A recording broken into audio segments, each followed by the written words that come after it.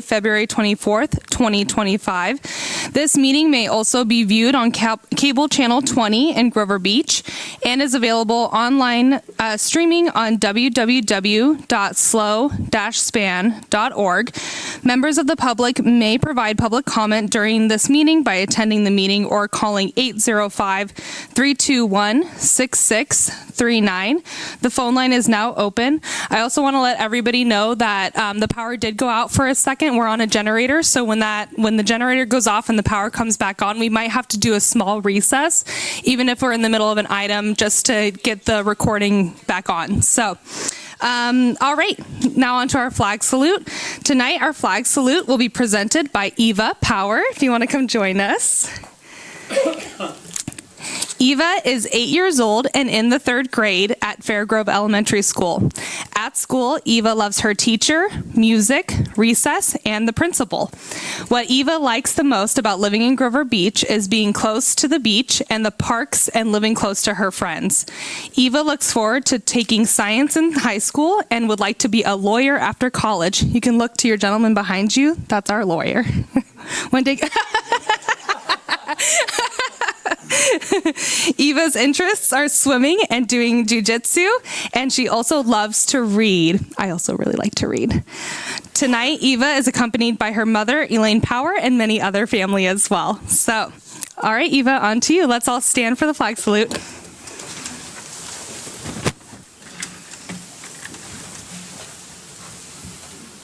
Pledge allegiance to the flag of the United States of America and to the republic for which it stands, one nation, under God, indivisible, with liberty and justice for all.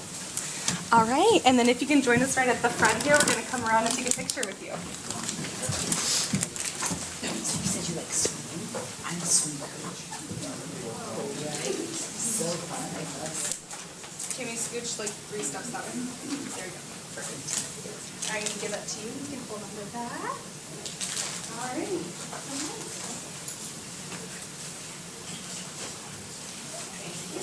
Does family want to get in a picture?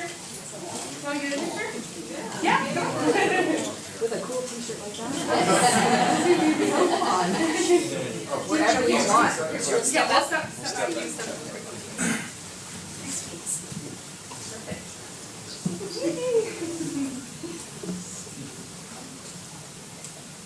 Thank you. Thank you.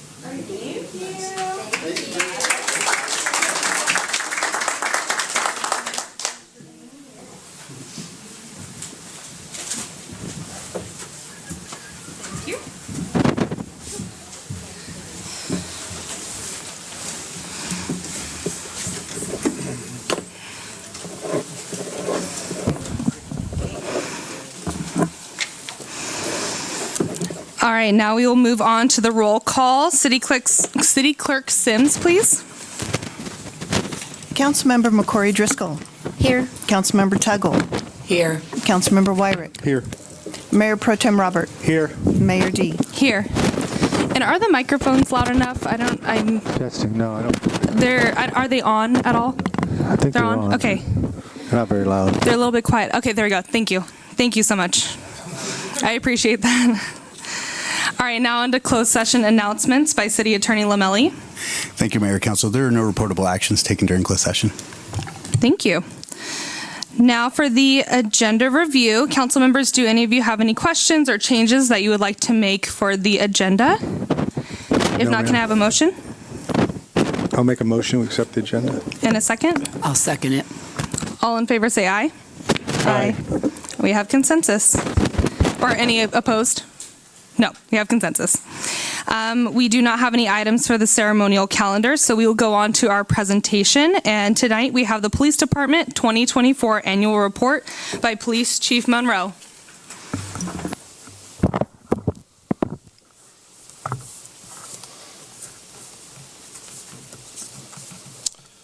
Well, good evening, Mayor, Council. My name is Jim Monroe, your police chief, as if you didn't know that, but for those that are watching, I guess it's probably a good thing to say. I'm joined tonight by Commander Nalita Aceves, along with Commander Brian Millar. They're hiding there in the back, along with some of our patrol officers. I think just had to, oh, they're back. They had to step out for a quick call. We're very happy tonight to be in front of you. As some may know and some may not, each year we're here for our annual report. It's usually about the February-March timeframe, and we provide a nice report on the year 2024, and then at the end we'll talk about just some things that are coming up. So, with that said, I'll get started, and this is us. Some of you have probably seen this photo. This was taken on June 25th, 2024, the day that Chief Peters retired, the day I was sworn in as chief. And I'm happy to say that 6 months later, everybody is still here, and we've added 2 more since then. And so we have a really, really good team, which I think you'll see throughout the presentation. We're just jamming on all cylinders, and things really couldn't be much better. So I do want to call out one person really quick. As you do see our 28-page report, management analyst Michelle Basinisi is there in the back. She did the heavy lifting on this report and is really responsible for making it look the way it does and the way it reads, and just a really, really great job by Michelle. So thank you. So just a real quick overview of the police department. Currently, we are allotted 32 positions. 24 of those are full-time sworn officers with 1 part-time sworn officer. We have 6 full-time professional employees and 1 part-time community service officer. Happy to say that all of those are currently filled. We did have a community service technician opening that popped up last week, and so we'll be recruiting for that here shortly. We do have 2 new employees, and that is Officer Akai Reyna, along with Sergeant Jeremy Douglas. This report last year, we had 9 new employees in 2023. So 2024 was a nice year for our hiring staff. We got to just not focus so much on that, and we were able to pick up Officer Reyna and Sergeant Douglas. Sergeant Douglas was a lateral from agency here in San Luis Obispo County. He's doing a great job, and Officer Reyna is as well. Officer Reyna loves DUIs, and he is leading the charge right now for our department in DUIs. So 2024 at a glance. This is just real quick. There's a lot of numbers up there. I'm not going to talk too much about this, but I just want to go over some highlights. Really happy to let you know that overall, in 2024, overall crime is down 5%. Some of the big numbers up there that I'm really happy to report to you are what we call these crimes that are proactive patrols and being out in the community that we can prevent. We can't necessarily prevent things that happen inside a home, domestic violence, assaults, that type of thing.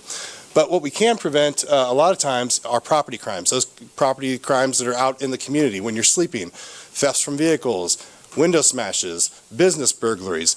And if you see up there, property crime in Grover Beach in 2024 is down 26%. That's pretty impressive.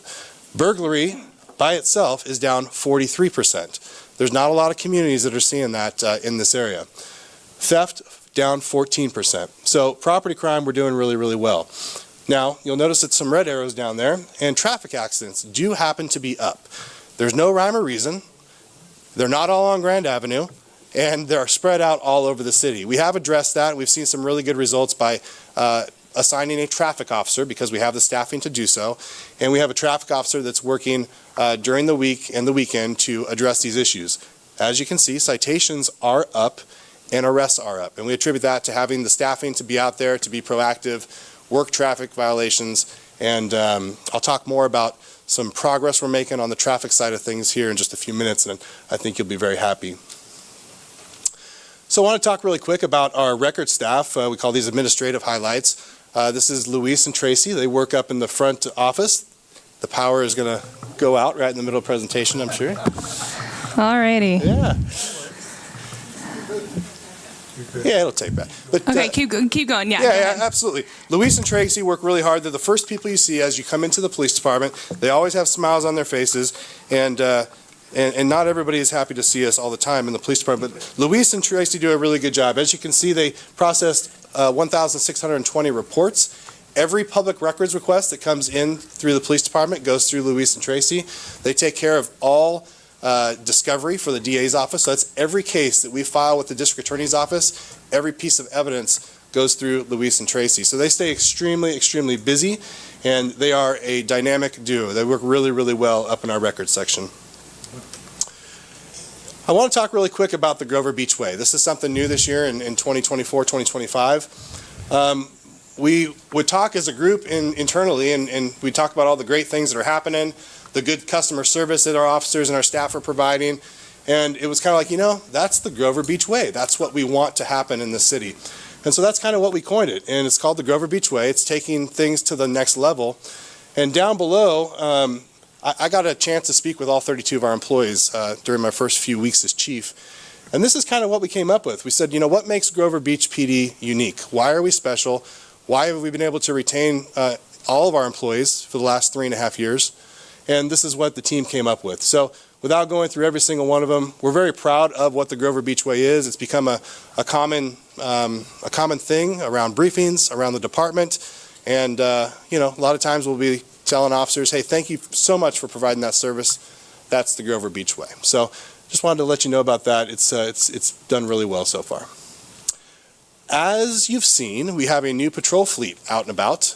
We were fortunate enough to replace our white Chevy Tahoes that were breaking daily, and at times we only had sometimes 3 vehicles available.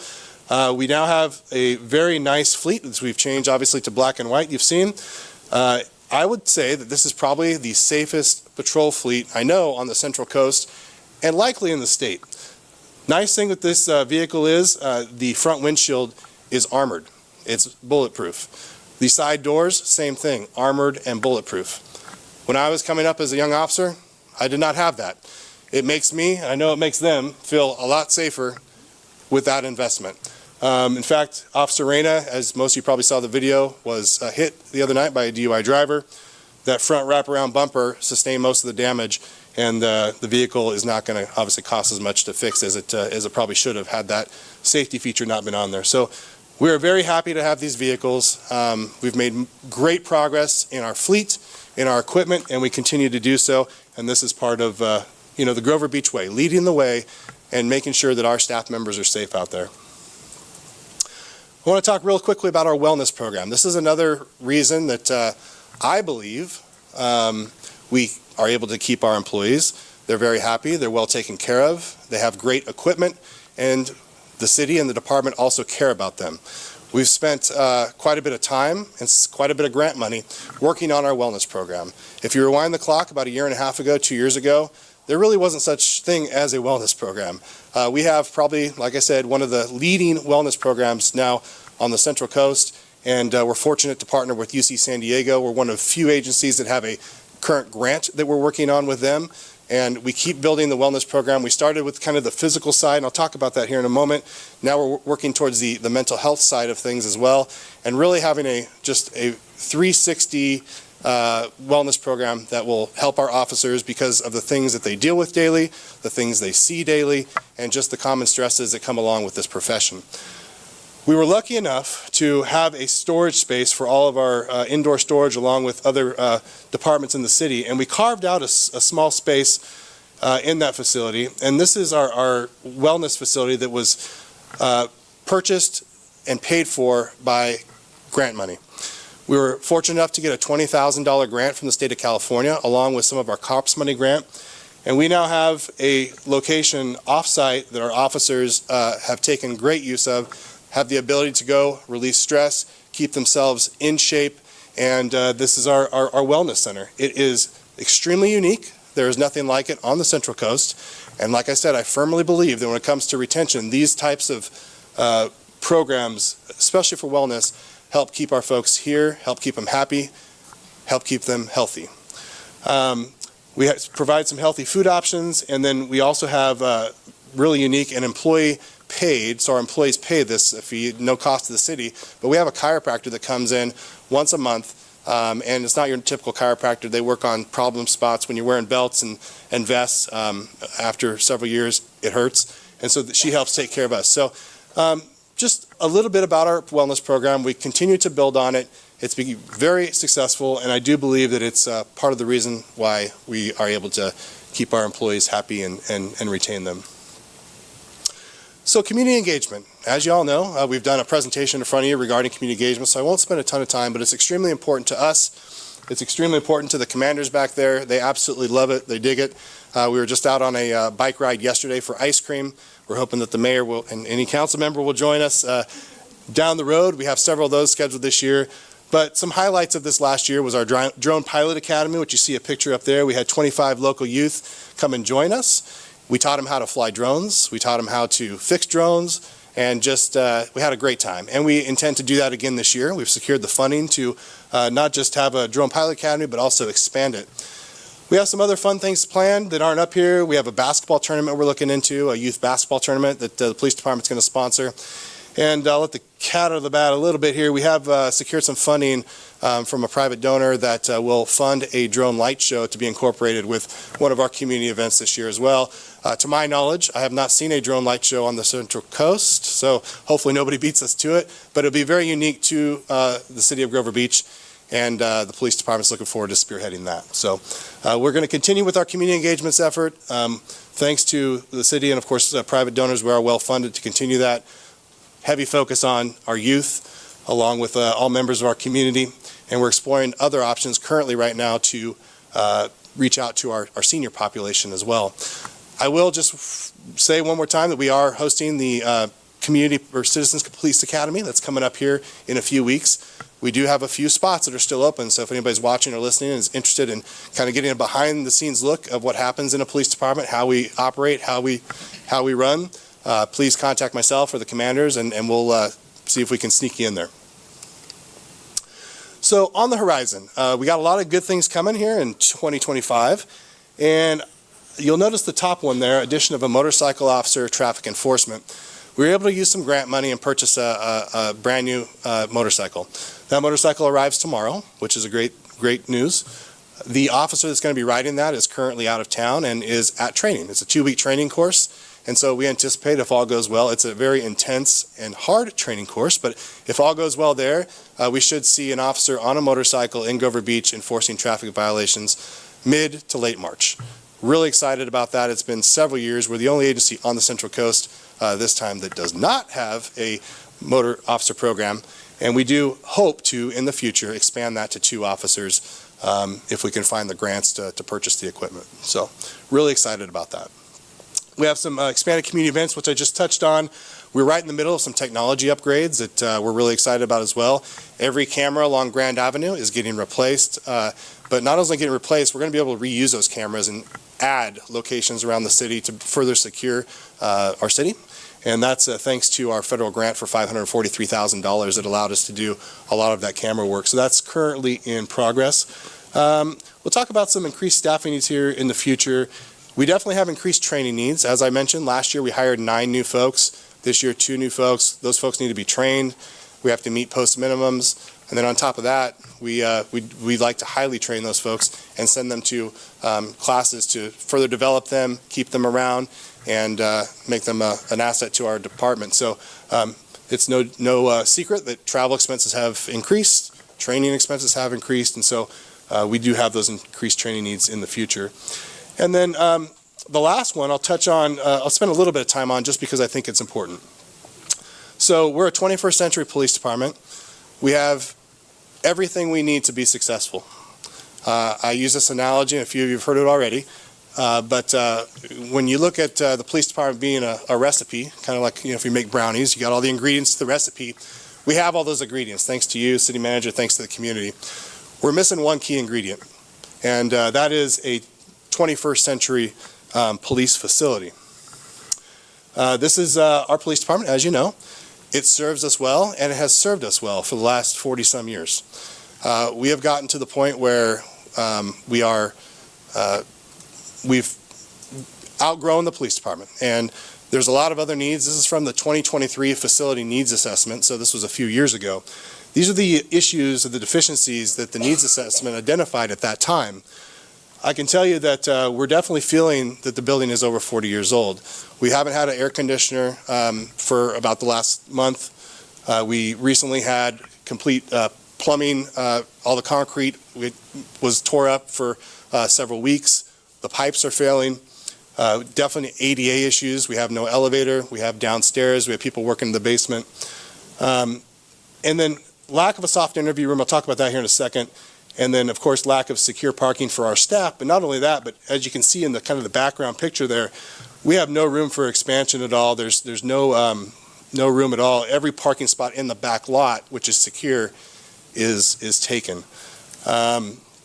So when I talk about a 21st century police department, we have the vehicles, we have the equipment, we look good, we provide great service. If the officers are going to stick with us, they want to have a place that they're happy and proud of to work at. I wouldn't want to work somewhere where I wasn't proud of. Not only that, but when the community comes to visit us, and I'll tell you a story that happened today actually, we want them to be proud of their building. We want them to feel very comfortable. So on the left side, I just take this picture. This is an officer's desk down in Detectives. That's actually a storage closet.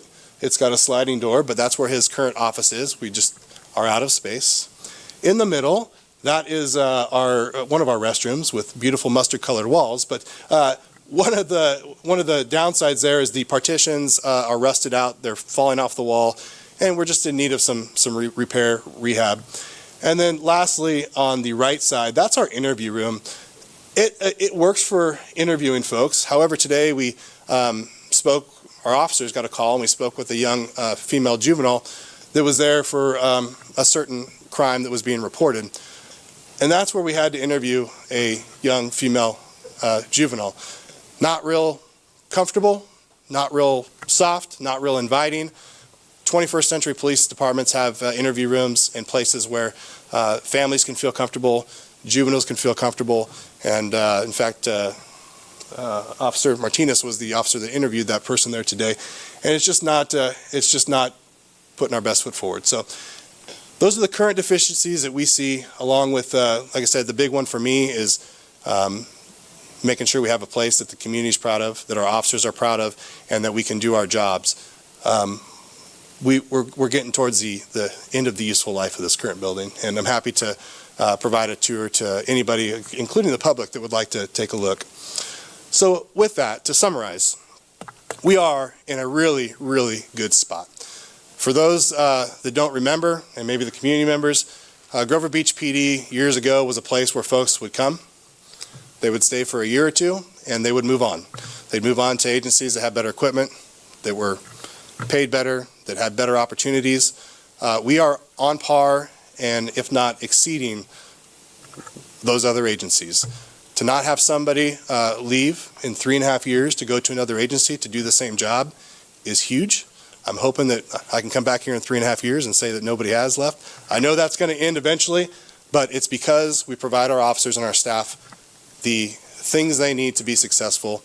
We've got a great command staff, great supervisors. Our team is clicking on all cylinders right now, and it's just a really, really great place to be. We're a safe city, as you can see. Someone asked me the other day, we were in a meeting, in fact, I think it was you, council member, looking into the future, what do we got to worry about in Grover Beach? What's the big crime? And it took me a second, and, luckily, in other cities, they have big things to worry about. We do here, but, when theft and drugs are probably your biggest concerns, those are big concerns, don't get me wrong, but those are not anywhere near what other cities around us and throughout the state are having to deal with, so that's a good thing. One of my goals as chief and our command staff is a continued focus on retention.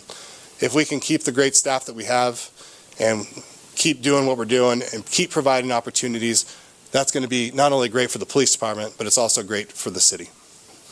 And then lastly, we do have some future budget considerations in the coming years that we definitely need to think about and tackle. I spoke about training earlier.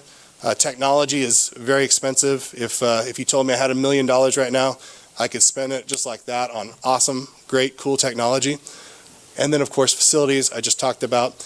And as the city grows, and we know it is, whether it's up, we're not going to grow out too far, but it sounds like we're growing up, and we'll have some new hotels, some condos, and new residents to the city.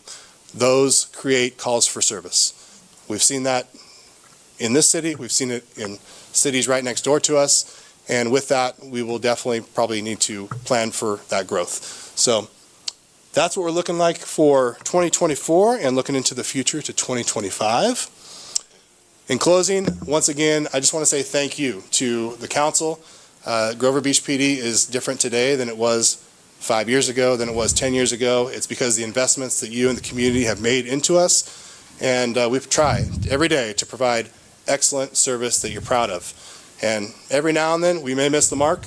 We'll own it, and we will improve upon it, and we will keep pushing forward. So with that, thank you very much. Open it up to any questions or comments you may have. Well, thank you so much, Chief, and thank you to our commanders, officers, and other individuals, data analysts who are here. Thank you for everything that you do. I know that retention is a huge thing, but the community engagement and the self-care programs and the investment that you and former Chief Peters put into this police department is huge, and that's why we have such a glowing police department. So for questions and comments, I'll turn it over to Councilmember McQuarrie. Just go first. Okay, thank you. First, let me say thank you all for your service. It's much appreciated. I'd also like to thank you for going after these grants and getting these grants. A lot of what you've been able to achieve is because of your willingness to look for those dollars that we as a city just could not afford. So thank you for that extra effort. I do have a couple of questions. One, do you know what square footage you have now, and if you had a pie-in-the-sky idea of the size of building you would need in the future? You're going to put me on the spot. Square footage. Twice as big as what you've got now? I mean, Yeah, just something to kind of give us a general idea of what you see, maybe a need 10 years from now. So we're not Absolutely. just planning small. We can plan adequately. Yes. If I were, I don't know the absolute square footage off the top of my That's okay. head, but in our previous conversations with Chief Peters and with our command staff, we would need probably double what we have now. Okay. And when we talk about maybe not double the building space, but one thing that's really important to us is the ability to, like, we have a building off-site that we're paying to store these nice command vehicles that we purchased for a lot of money. We live by the sea. They don't do very well outside. So we'll need some parking locations, some training space. There's things that we don't have currently in this police department that a 21st century police department should have, such as a community meeting room, a soft interview room, some type of wellness facility inside the department so we don't have to rent off-site. So, yeah, probably double. And then, of course, an increased footprint for those storage needs that we do have and the parking needs. If on any given day you take a look at the parking lot outside, our employees park on the street, and luckily the church has been a very good neighbor, and that is our parking lot. So, Okay. All right. And thank you for bringing up the rent that you pay on top of everything else. That's Yeah. important, I think, as well. Also, I noticed in one of the reports that I was reading that there's also an additional report that the city has to do regarding military-grade equipment, and you didn't touch on that. What exactly do we have in military-grade equiment? yes, Councilmember, actually, that is a item on the consent agenda tonight. I'm happy to talk a little bit about that now, if I'm going to do that. If you were going to discuss more about that, you just pull the item from the consent Okay. agenda. All right, thank you. I will. And then the drone program, how many drones do we currently have? I believe we're up to about 15 now, and that sounds like a lot. However, drones these days are just like assigning an officer a two-way radio, a gun, and handcuffs. It is a tool that we use on a daily basis. And we have, I believe, 12 pilots currently licensed through the FAA.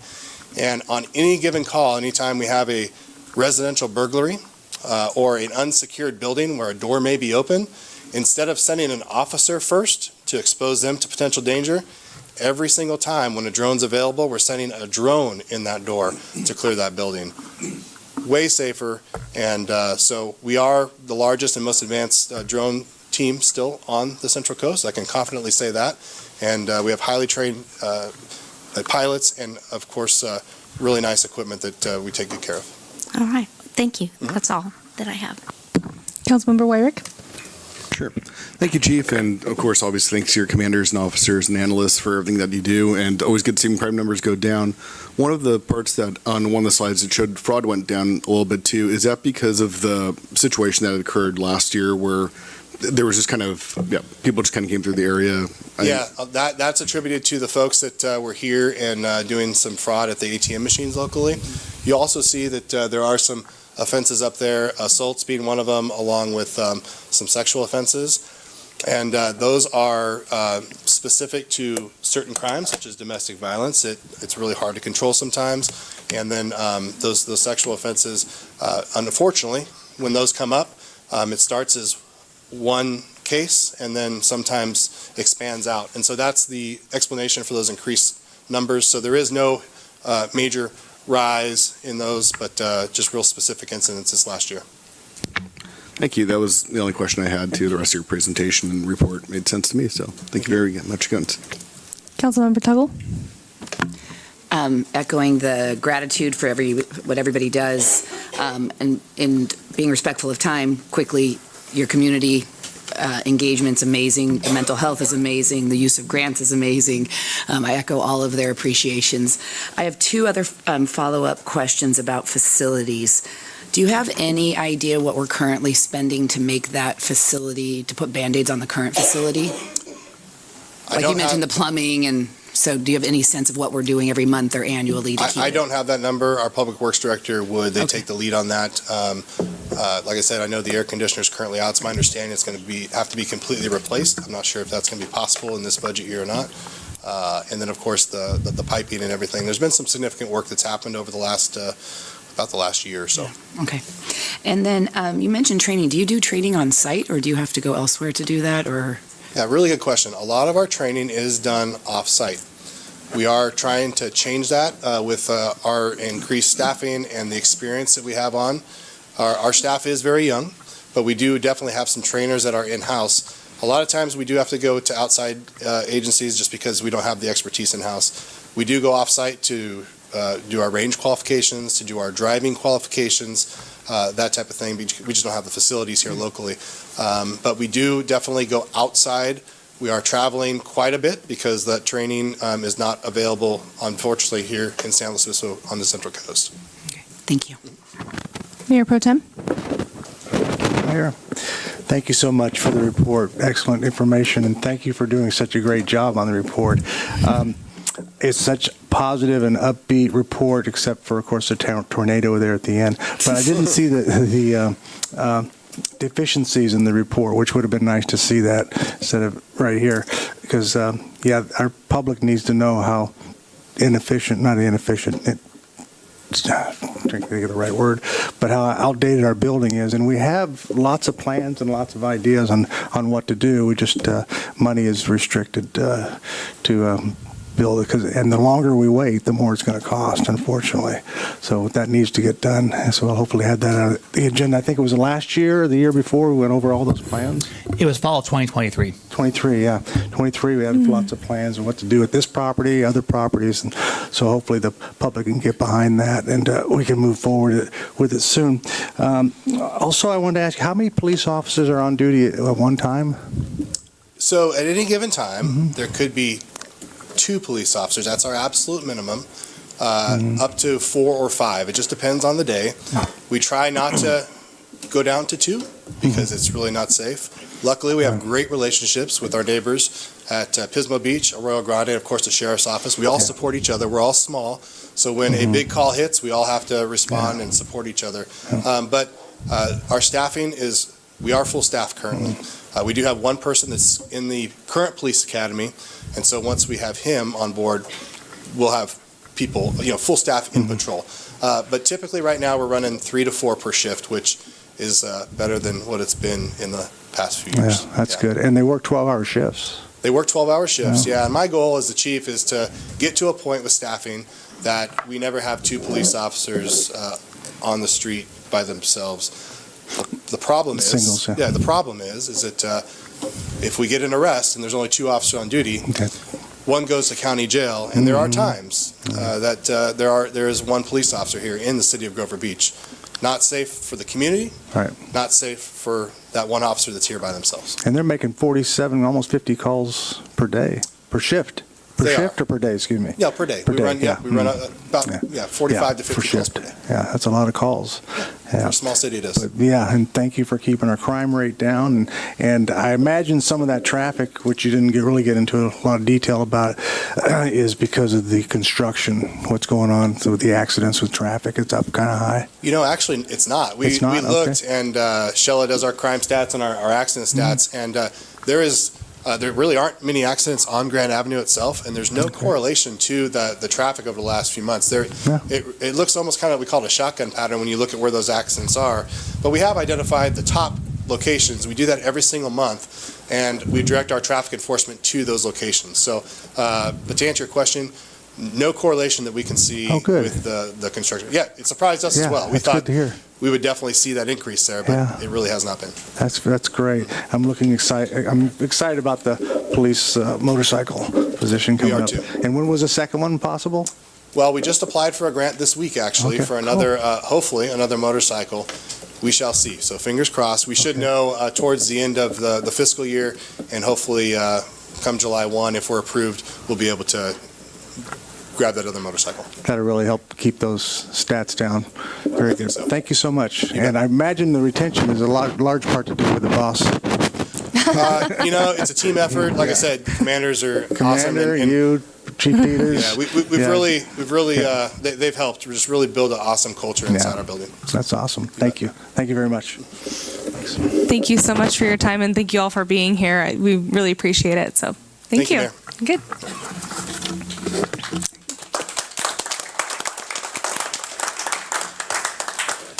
All right, now we'll move on to public communications.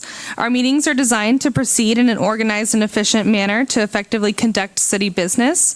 The council welcomes and values public comments, which can be shared at the designated time from the podium using the microphone. The council requests that all comments be addressed to the council as a whole, and that speakers refrain from directing individual comments at staff members. To maintain an orderly process, we kindly ask all attendees to refrain from creating disruptions during the meeting, interrupting speakers who are addressing the council, or impeding on the council's ability to conduct business. Should disruptions occur, the council may need to take certain measures, such as calling a recess, clearing the chambers, or in rare circumstances, canceling the meeting. We greatly appreciate your understanding and cooperation in maintaining a productive environment that serves our entire community effectively. So thank you so much. During this time, the council will allow public communication with additional communication, if necessary, allowed after the regular business items. Any member of the public may address the council for a period not to exceed 3 minutes total on any item of interest within the jurisdiction of this council. The council will listen to all communications. However, in compliance with the Brown Act, the council cannot act on or discuss items not on the agenda. And of course, this public comment period will allow up to 15 minutes, which would be 5 speakers. If we have more than 5 people who would like to speak, additional communications are allowed after the regular business items. So I will open public comment, and our first public comment is Brenda Auer, followed by Lauren Westfall.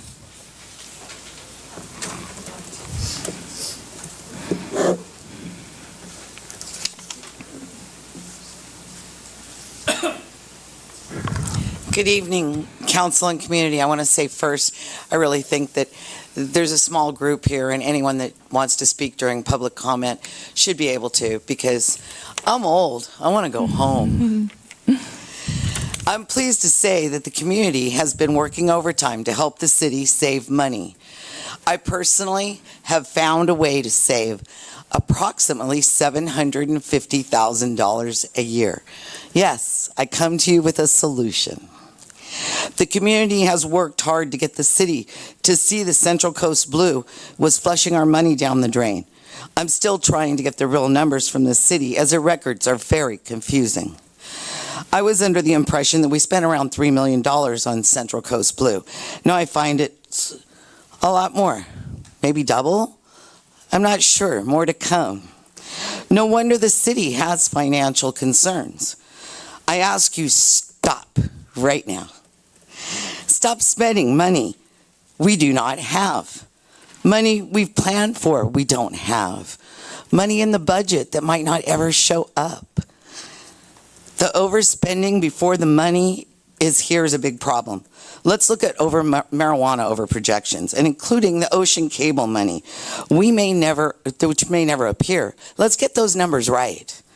Do not ask the ratepayers to pay for the city and previous council's mistakes. Own up to it. When the city gave back $92,004 in overcharges, there was no, "We're sorry, we've been screwing you," or any explanation. This must stop. Again, I know how to save the city $750,000 or so. It's time to look out for our community. A recall was successful, yet you appointed a replacement that supported against the recall. What's that about? And no offense, but doesn't make sense, does it? So many errors in presentations and reports. Why are there so many? Everyone has an assistant. I'm offended that you actually remind us to be quiet, because the only time the community really speaks up and is loud is when they're being lied to. Maybe we should pray before each meeting and read the 10 Commandments. Let's keep down to number 8 and 9. Make sure you get all the way. Where was the city or Cal Poly this weekend to examine the traffic? We could try to focus on these busy weekends and find a way to attract that business. Let's make those bricks more affordable so everybody can afford one. I guarantee you, if you reduce the price of the bricks, we'll make more money. I'm a business owner. I didn't do it by being dumb. Smoke lounges at the bottom of the new buildings, is that what's going to be next? With the $750,000, we can repair the streets that you stopped Thank you, Ms. repairing. Please stop blaming G24 Thank you, Ms. for Sauer. the city's overspending. Thank you, Ms. Sauer. Lauren Westfall.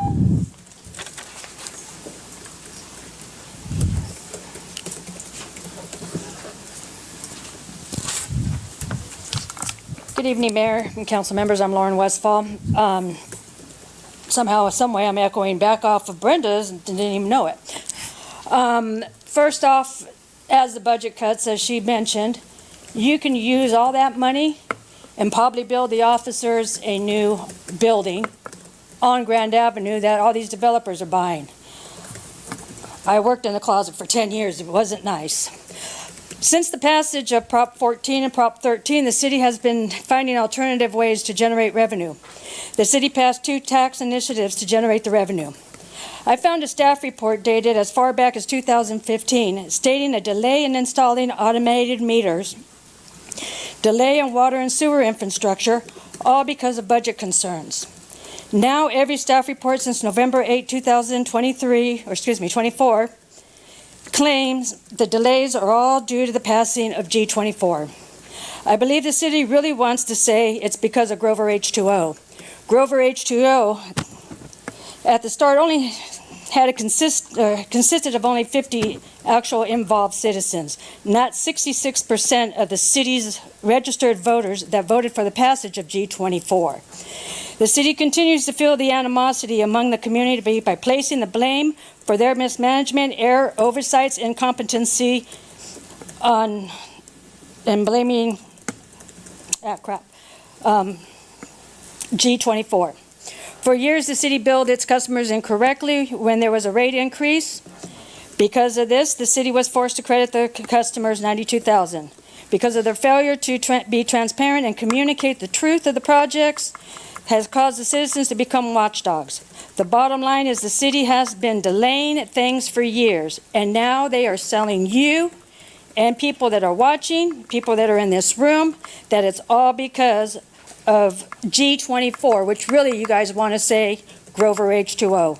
Remember, the pass of G24 was 66 registered voters, not 50 citizens. Thank you very much. Thank you, Ms. Westfall. Elizabeth Dukas.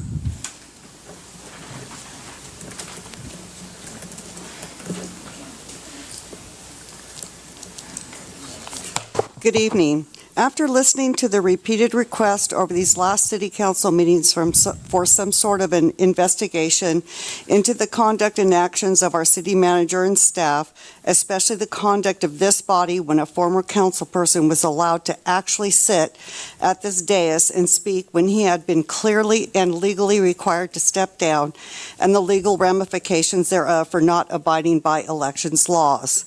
I am wondering why no criminal investigations or even a cogent inquiry into this conduct and that of the city manager has been opened up or referred to the district attorney for clarifications and the legal ramifications of not adhering to the laws governing such a body as this.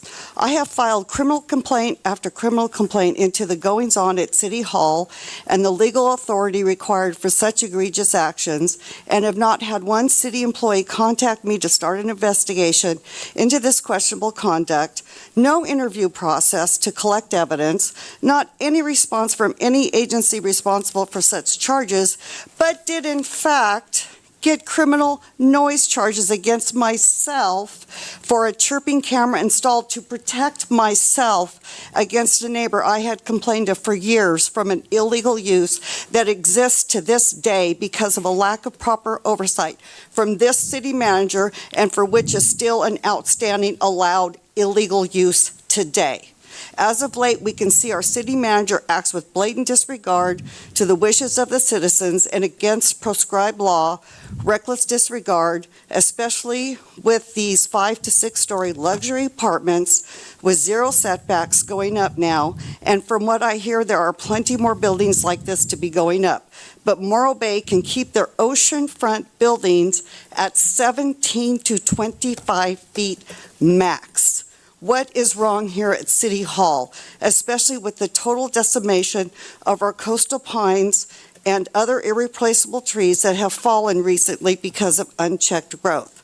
I request a moratorium on any current or future approvals unless and until your citizens you are sworn to represent get the full picture of what is going on in this city, and unless and until an appreciable investigation into the city's manager's conduct can be thoroughly conducted, given the myriad of complaints over these last few years. And I would like to add, personally, that to gavel off certain citizens right at the 3-minute mark is just not right. You can give your constituents a few seconds past the very short 3 minutes to fully express themselves to this body of elected officials. We pay you tax dollars, money, everything, and you could give us seconds. Thank you, Ms. Dukas. Thank you so much. Thank you. All right, I do not have any other speaker slips, so is there anybody on the okay, we have time for 2 more. Oh, well, I'll address these ones in the audience first.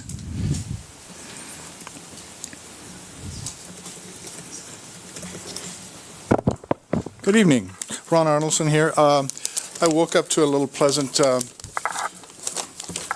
letter on my doorstep this morning, and it's from Councilman Tuggle. She reached out, and I appreciate that she reached out. And I assume I'm not the only person that got this. So this is the way it should be done for the rest of you guys. She introduced herself. She tells us what her background is. She lets you know where she can be addressed and contacted. Thank you. So I've already met with her once. She's my district council person, and I appreciate that. And kind of going back with what some of the other people have said here, every time somebody comes up here and they have an issue, there's nothing that's said by anybody up there or anybody on staff or anything. It just goes by the wayside. I think you need to, whenever somebody has an issue, someone either needs to, from the council, needs to contact them and at least have a cup of coffee with them and say, hey, we don't agree with what you said, but listen, we're listening to you, and we'd like to work it out if we can. If we can't, that's the way it goes too, but at least we're talking to or listening to your issues. 2 of my issues have been, City Hall is closed on Friday. That's baloney. It only helps city staff. Doesn't help the city at all. And it's only a benefit to them, not a benefit to our community. The other issue I have is trash cans in the street. I've talked about it 4 or 5 times. Never heard anything from anybody. I talked to Councilman Roberts. He just said, the only thing he told me is that there's an ordinance that says you can't have a trash can visible from the street in your yard. You can have them on the street for 4 or 5 days, but don't have one in your yard that's visible. So my closing comment is, I'd really like to see some feedback. It doesn't have to be in the meeting. It could be later, but answer some questions for a change, please. Thank you so much. We have one more person, and then we'll go to online. Hi, Hi, thanks again, Pamela Storton, resident of Grover Beach. Thank you, Mayor, Council, and staff. My phone number is 805-540-8350. I've been giving out, this is my 6th time giving my number out. Since October of 2023, I've not received one phone call directly. So there it is if you'd like to contact me. This is in reference to the Central Coast Blue Project, Pismo Beach's water project that will be coming back into the streets and neighborhoods of Grover Beach and the backyards. Citizens, you need to know that it will come back. It's a priority for the city of Pismo Beach. But a lot of citizens do not realize that the infrastructure and the impacts will be to the people of Grover Beach. But we have no in on this. We are not benefiting from it, but we will be impacted. So you need to understand this. I asked the last 2 meetings to resend Resolution 2301, which was the consolidated permit. You can call me and ask more about that if you can. The permit is given provided that public participation was not substantially impaired by the consolidation. There was no public participation. So if you'd like to call me about that, please do. That's that. I'd like to know from Mr. Bronson or staff afterwards, can this consolidated permit be brought back and used in the future? Then we know if it needs to be rescinded for participation by the people that live in Grover Beach. We have a need for an independent water study and a cost-benefit analysis for the people of Grover Beach, so we can understand if we need CCB in the future or if our arms will be twisted and it will be shoved down our throats, whether we want it or not. Lastly, I have an idea. When a huge project like Central Coast Blue comes in, or a battery plant like in Napomo, that substantially impacts the people in Grover Beach, their quality of lives in their neighborhoods, why don't we decide that when there's an application and it's submitted to planning, have that trigger a direct communication with the citizens in that district and the impacted areas? Not just a check box mark 300, 100 feet around an area to check box and make sure that you're doing what's minimally required, but true public participation, true collaboration, engagement, communication with the people that live in the neighborhoods. That's what communication is about. That's the spirit of SB 1000, and this will give everybody in Grover Beach a chance to participate in their community. Thank you. Thank you, Ms. Storton. Do you have anybody on the line? Yes, we have Debbie Peterson on the line. Good evening. This is Debbie Peterson, and I've got 3 thank yous. The first is thank you to the council for listening and for participating and for serving us. The second one is thank you to the police department for truly being peace officers. I love that designation, and they're fulfilling it beautifully. And the third one is to thank whoever actually changed our decorum rules at the end to not make it a condition of speaking at the last public comment period that people submit a speaker's request now at this beginning. Thank you for amending that so that it accommodates more of us to speak without having to do those unnecessary speaker slips, although I know they're helpful and I recommend them to folks. And then the other one is a point of order. On agenda item number 7, I'm not going to speak to that now. I simply want to say that it is on the consent agenda, and our city attorney explained to us that we use Rosenberg's Rules of Order. And Rosenberg's Rules of Order says that a public hearing requires individual consideration and public comment, which is not compatible with the streamlined nature of the consent agenda. So putting it on the consent agenda causes public confusion. I'm thinking you might need to renotice and start over because it is actually a public hearing, and it states that in the first reading of it. Thank you, Ms. Peterson. Is that it? Okay. All right. Thank you so much. I will now close public comment. Okay. I do have one other gentleman on the line. Do we have time? I don't think we have time. We did our 5 speakers, and yeah. But at the end, there'll be more time at the end so that they can speak. So now we will move on to the consent agenda, and Before you do Yeah. go to the consent agenda, I just wanted to address the comment. This is just the first reading and introduction. The public hearing will be renoticed, and it is going to happen at the following council meeting. Our next council meeting is when the public hearing will take place, and that's where adoption will also occur, potentially. perfect. Okay, so during this time, this first public hearing and the second public hearing, we will have that amount of time. Oh, excuse me. So this is just an introduction and a first reading. The actual public hearing is scheduled for the next council meeting. Okay, thank you. Where everybody will be notified in due time to be able to read everything in good time. Good. Perfect. All right, so now onto the consent agenda. The following routine items listed on the consent portion of the agenda are scheduled for consideration as a group. So I will now open the public comments for the consent agenda. And we have Brenda Auer, followed by David Swift.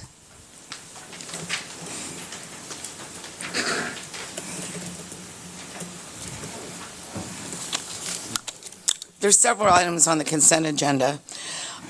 I will continue to speak out to the city and use my voice to ensure accountability of the city leaders.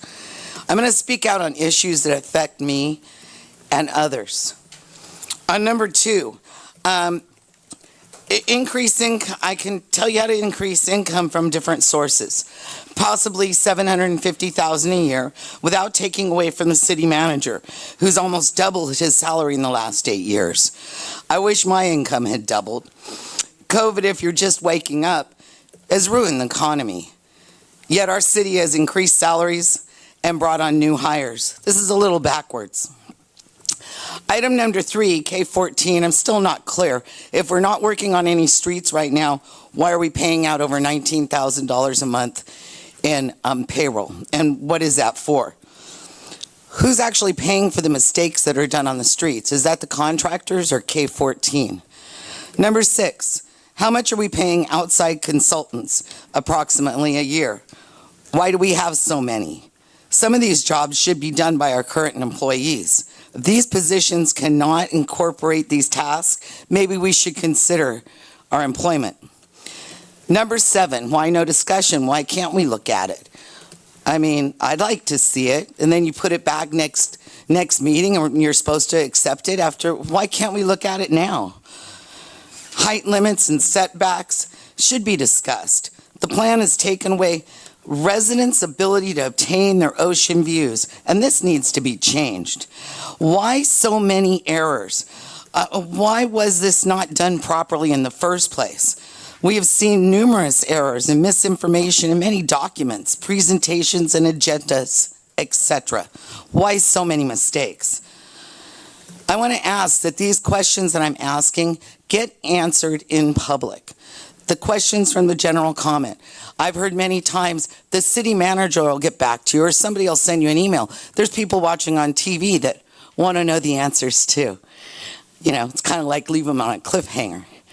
And again, I'm going to ask, please stop blaming G24. You know, the city, it's time to take responsibility for where the money went that wasn't supposed or should have been gone somewhere else. Thank you. Thank you, Ms. Auer. David Swift. Good evening, Mayor and City Council. David Swift, North Grover. I'm only going to speak about number 7. So on August 6th of 2024, the Planning Commission saw the amendments to the code that's item number 7 tonight. And one of the things that was done when we were reading those is we amended that application to specifically limit the detached ADU height to 15 feet. And that was primarily driven because the state law pushed the setbacks on the back and the side back to 4 feet. Now, if you can imagine a 2-story building sitting 4 feet off of your back or your side fence, you're now looking into a neighbor's yard. So it was really driven by both privacy concerns for the neighbors, as well as when you have a 2-story ADU, you no longer really have an affordable unit. It's now a pretty nice house on the back fence. The readings that you have in front of you for tonight Apparently, HCD rejected the height restrictions and said that no, it had to be 18 feet, and apparently the 18 feet turns to 20 feet when you add a roof pitch. And so we still have the potential for two-story ADUs on the back fence at 4 feet off the fences. But there were some caveats, if I understood Ms. Martin's feedback to me in emails, is that some of that is driven by proximity to what has now been classified as a major transit center, which is the train station. And it sounds like the city disputes that classification, but instead of focusing on what the community might need, essentially rolled over and said, well, we'll just push the two-story ADUs all the way out through the whole community, not just within the half mile from the train station, because it creates ambiguity in the code and so on. And I would say that I would rather have a little ambiguity in the code than to push the drastic changes that the state is mandating above and beyond what's required and push it to the whole community. With changes like you're seeing in front of you, this shouldn't even be a consent agenda item. There should be opportunity for wholesale discussion of it. And in fact, the public won't even get noticed until 2 weekdays prior to the agenda for when this is actually going to be out for review, right? So there's no public communication. There's no debate with the citizens that might be affected by this. If everyone wants two-story ADUs on their back fence, great, then I'm wrong. But I suspect that people would at least like to have the conversation about what are the unintended consequences of incorporating all these rules. And rather than going above, beyond, and do more than is required, why not ease into it and do what the state mandates, see how it works out, and if it's wonderful and people want more, then add more. But don't go above and beyond with something like this when clearly there's reluctance to go above and beyond when the community asks for engagement. So it kind of works both ways. And so I challenge you to pull this and review it in more detail for the people. Thank you, Mr. Swift. All right, I do not have any other speaker slips. Go ahead, Ms. Dukas. Excuse me, Ms. Dukas. Elizabeth Dukas, North Grover Beach. ADUs are allowed. That's great. It's the manner in which it is accomplished is the real main problem here, and zero setbacks to neighbors is not the way to do that. There will be unintended consequences, and I say zero setback, but if it's 4 feet or 2 feet or 1 feet, it's going to be right on the fence, especially when you have a 2-story deck looking right into somebody's home, somebody's bathroom, somebody's kids, somebody's play area. You have to really weigh and understand what that means. When you guys changed the rear setback from 20 foot to 10 foot, that was bad enough as it was. Now you want to put, so you get a 25-foot, 10-foot setback, and then you're going to want to put another 2-story on-the-wall setback. That it's just not going to work out well, and especially with the setbacks being at 20 feet, and also they reduce the side yard setbacks as well to 3 feet. So it's just a lot of intrusion, and I just think it will be a lot of unintended consequences. And when I was at the Planning Commission and they discussed the ADUs in the second story, there's a way to orient the decks because they did not allow second stories on the ADUs. That was very, very clear. Nobody wanted that. But when you have a deck facing somebody else's yard, that's a problem. The deck should be facing within the interior of the yard because that is the space in which you want the ADU. You're increasing that space. But to put it so that people are having these units placed right into everything that they do on their property, I think it's just unintended consequences, and it's just going to lead down a dark path because we live in an area that has single-family ranch homes. Not everybody wants to live in R3 high-density 5-story buildings. The reason why cities are designed is so that everybody can live in the zone in which they choose. If they want to be high-density, they can be high-density. I'm R1. I don't want anybody on top of me. I don't want anybody looking. I already have somebody with cameras looking into my back windows. It is not a good thing, believe me, and none of you would like it either. I can tell you that much. Thank you, Ms. Dukas. Anybody else? You go ahead.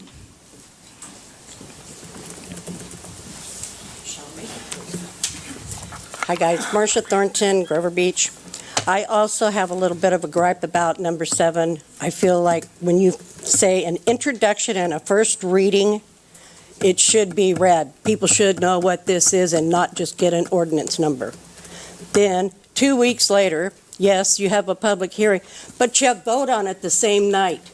Hello. I mean, you're not taking or giving enough time to your constituents to have a say in this.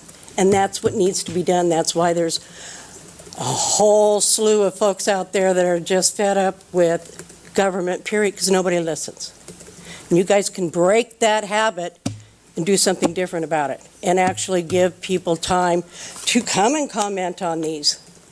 I mean, if you come and pay your water bill and you look at the agenda that's posted there at the entrance, you don't know when you see this what the hell that ordinance is. It's an ordinance, so what? But nobody knows exactly what it says, and most people aren't going to download the packet. So you need to give people an opportunity with the first reading to let them actually know what your ordinance change is all about, what's being affected, give them time to do some research on their own if they want to, and come back to the second meeting, and then you guys should wait another 2 weeks before you vote on it. Give people that opportunity to comment. Thank you. Thank you, Ms. Thornton. All right, any other public comment? Anybody on the line? Okay. We have Debbie Hi, Peterson. this is Debbie Peterson. And I'm calling about 2 things, agenda item 6 and 7. On agenda item 6, seems to me like a racket, because what you've got is, okay, maybe there's a little more work on the CDBG grants, and so the agency that does those wants almost twice as much money. But all that doesn't matter, apparently, because that money's going to come out of the grant anyway.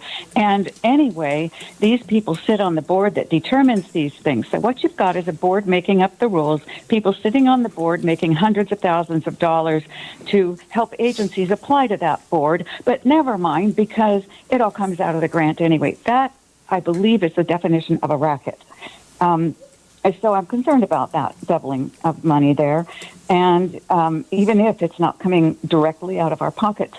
The other one is, and I have a lot more comments, and not time to make them this evening, on this item number 7.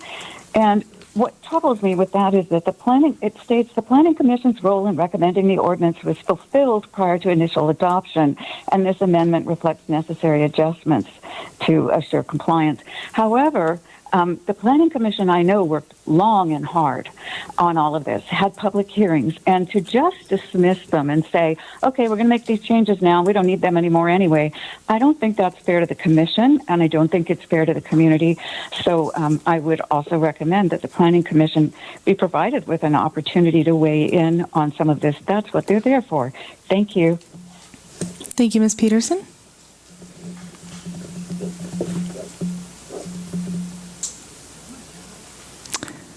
Is that it? Okay. All right. So I will close public comment for the consent agenda item.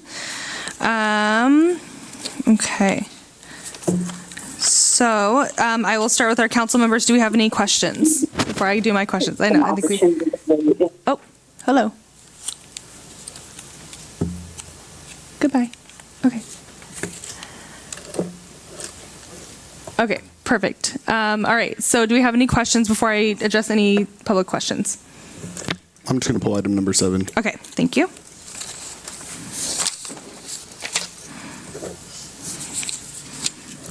All right. Any questions from Councilmember McCrory Driscoll?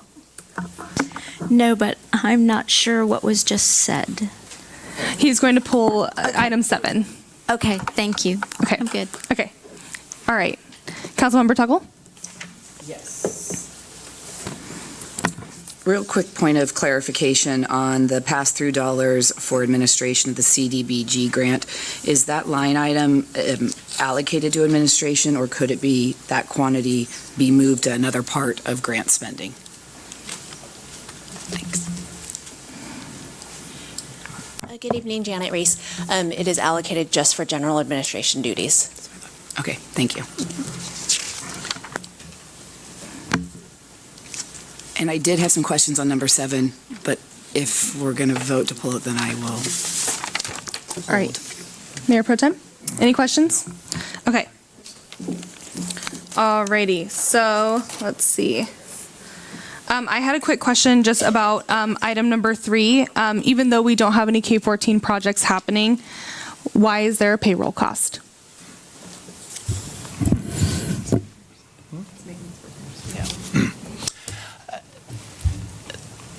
The costs identified in this particular report tie into work that we're doing for design. We've been working on design engineering assistance pursuant to council's direction from the last council meeting. Also, they can be involved with some maintenance costs that go in.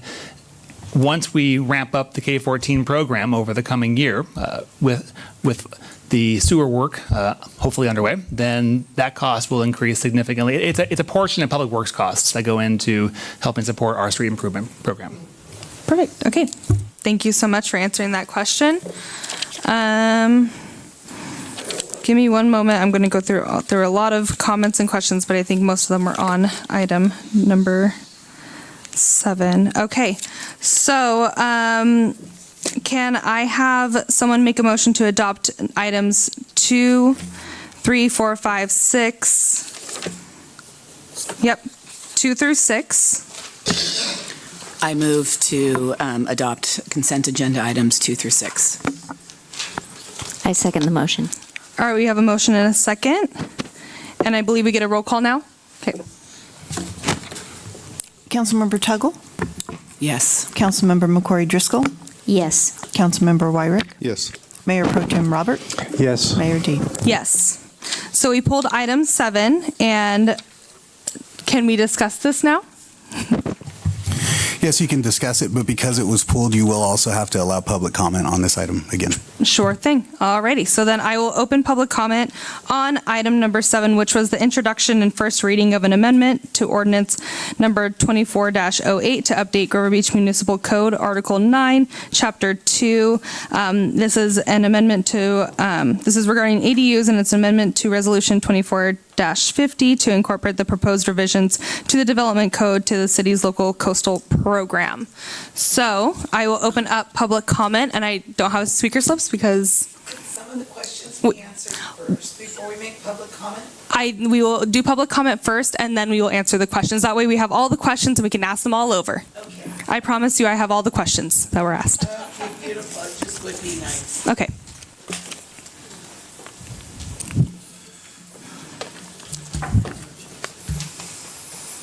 I'm sorry to take up your time, sir. Listen, what about the report? And it's not my forte, but when I went through it, things are changed. This should have been addressed. This item belongs to this item to reference this item. It doesn't make sense that all of a sudden you've approved something, now you're going back and you're changing it and adding in things that should have been there in the first place. I go back to, who are we paying to do this? Thank you. Any other public comment regarding item number 7 on the consent agenda, which was the ADU item? No? Is there anybody on the line? Alrighty. So we have a lot of questions, but first I'll start with my council members first. So I'll start with Councilmember Tuggle. All right, first, just to clarify legally, what's the standard protocol for introducing a new ordinance? Is this outside of the norm, or is this standard practice?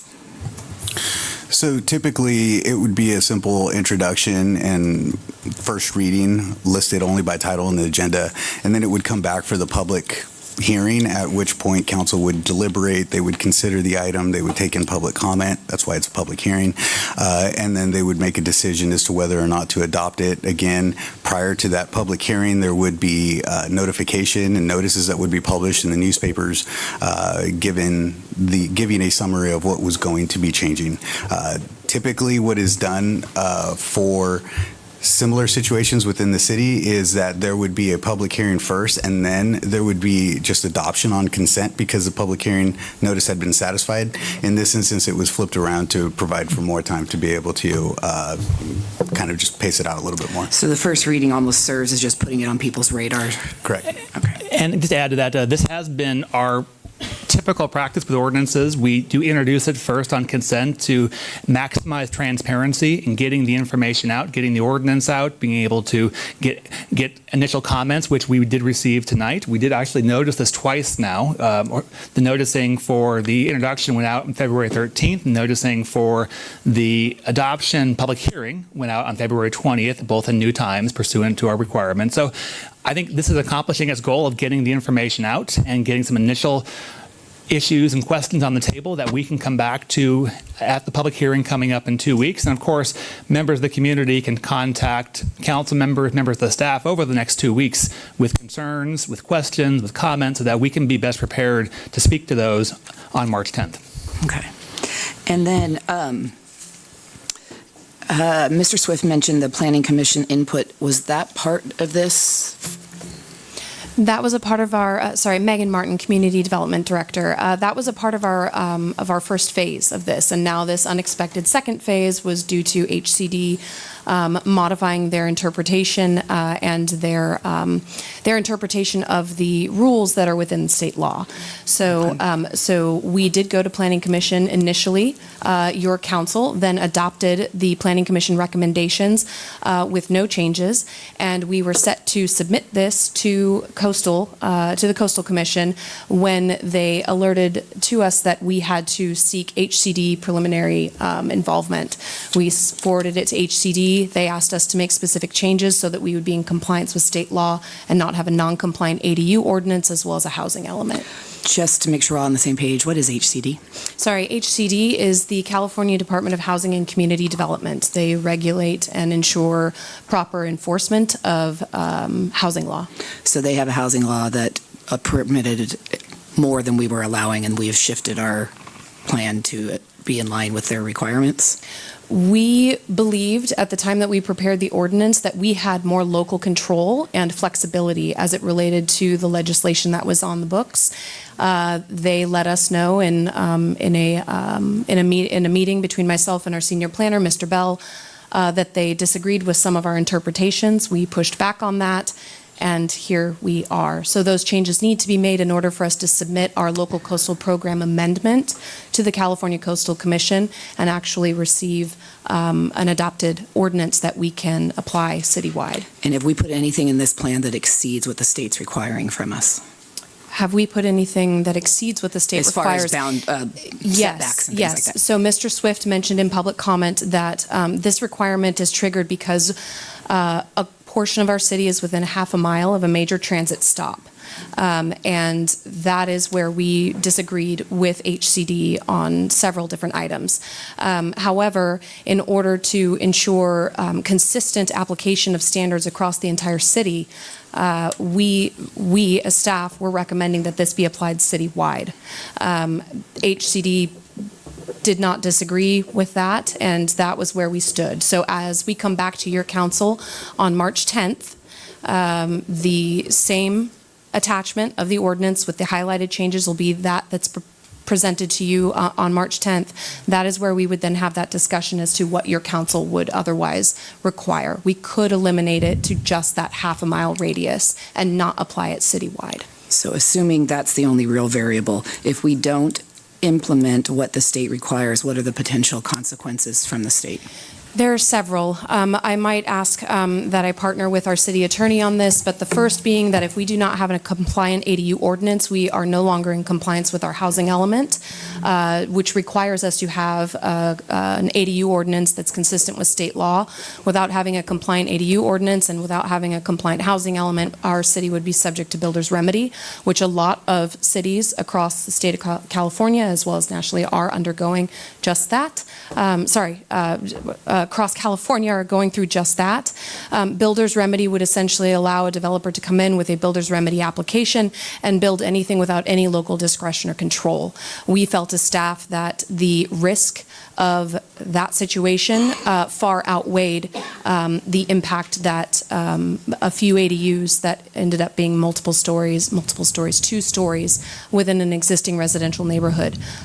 Losing that amount of local control would have a larger impact than the few ADUs we might see that would be at least 20 feet at the top of the roof pitch. So cities are seeing the state push back and take away their local control.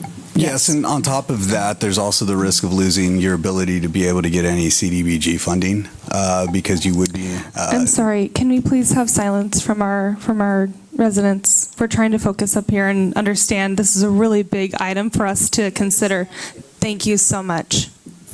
So yes, there's a potential that the state would stop or would not allow the city to be able to apply for CDBG funding and could potentially lose any funding that had already been allocated if we weren't in compliance. On top of that, they could also fine the city $10,000 a month for being out of compliance. Oh my gosh. All right. I have more, but I'll pass. Okay. Mayor Pro Tem, do you have any questions regarding this item? No, I don't really have any questions, comment, but should I save that for later? I'm sorry, comments?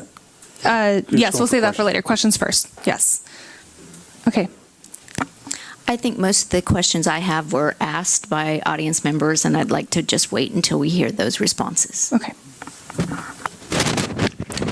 And just for clarity on this too, because since only 2 of us were here when this originally came up, that the original item was basically a consistency and conformity to new updates in state law. Is that correct? And because part of our city's in the coastal zone, the California Coastal Commission does have jurisdiction over that part, which then they have to look over all this. So it sounds like what happened, and correct me if I'm wrong, is we went through that process because of the LCP, Local Coastal Plan, went to the Coastal Commission, everything was moving forward, and then California Department of Housing and Community Development, HCD, went to the Coastal Commission and then told the Coastal Commission that this is in compliance from their end, not the Coastal Commission's end, and that's how we end up with the conversation that led to this. Is that correct, or am I missing certain points? It is incorrect. So we collaborated with California Coastal Commission staff very closely as we developed a lot of our changes. In the past, the Coastal Commission, as well as the Housing and Community Development Department, HCD, did not collaborate very closely on a lot of the state legislative changes regarding housing law. And therefore, there have been, over the years, quite a few inconsistencies in how it's applied to inland portions of a community versus coastal portions of a community. Less than 1 week prior to your council meeting, we were contacted by coastal staff that said, congratulations, we have now decided to begin collaborating with HCD. Please be advised, we would like you to submit your changes to ADU law to the HCD for concurrence and for review before you submit any LCP amendment to us. We said, okay, that's fine. We're going to continue on our path forward. Does Coastal Commission have any issue with us going to the council before we seek concurrence with HCD? The staff told us no, said move forward with that. We then approached HCD. We set up a scheduled time and a meeting. They reviewed our entire ADU ordinance, and after about 60 to 90 days provided us what the terminology that they use is called a flyover review. They provided us with the comments that are attached to the report, and those included not only changes that were related to new changes in state law since your council had already reviewed and approved and adopted it locally, but also ways in which we interpreted the code and the regulations differently than they did. So we then are proposing these changes based on HCD's review, and then once your council were to, and if you choose to adopt those changes, we will submit that back to the Coastal Commission along with the flyover review that shows that we collaborated with HCD and complied with their interpretations, and then we'd be able to move forward and have an effective ordinance in our city. Okay, but the California Coastal Commission at the time, they didn't have concerns, and then that's why we moved forward last year. Okay. Correct. That's helpful. And also for this process, do we have a deadline we have to submit it by, though, from either of those agencies? Are we under any certain restrictions right now? No, once a coastal community, once a code has been adopted locally, we have, I believe, 5 to 6 years to submit a local coastal program amendment to the Coastal Commission. Anything that extends beyond that, we would have to come back and run through the same process, go to Planning Commission, go to the City Council for local adoption. Okay, but since a lot of this is driven by comments from HCD, they don't have any deadlines that we have to get this by right now either? No, they require no response. The next steps in the process are to submit to the Coastal Commission. Once that is, we'll think positively here, once that is affected at their level, we then submit that packet to HCD, and HCD incorporates that into their record. And I do just want to be very clear, there were no mistakes made in between the time that your council adopted this ordinance and to the time that we're presenting this to you and introducing it to you now. The changes are solely because legislative changes between the time that you adopted it and today, that we're incorporating those changes, as well as the interpretation between our read of the regulations and HCD's read were just vastly different. Okay, thank you. Those are my questions. Okay. So how many, one of my questions, how many days in advance will this be notified to the public? So the introduction, tonight's meeting, as Mr. Bronson indicated, was publicly noticed in the New Times on February 13th. The March 10th hearing date was publicly noticed in the New Times last week on February 20th. The staff report that is available online on the City Council's agenda page is available to anybody that can download and review the PDFs. Those changes will be unchanged and presented to you at the March 10th meeting. So that's currently available on our website, and it was publicly noticed last Thursday, February 20th. And do we have any hard copies here available for people? I would be more than happy to print some and leave some at the front counter for folks to take a look at. I would really appreciate that, yes, so hard copies.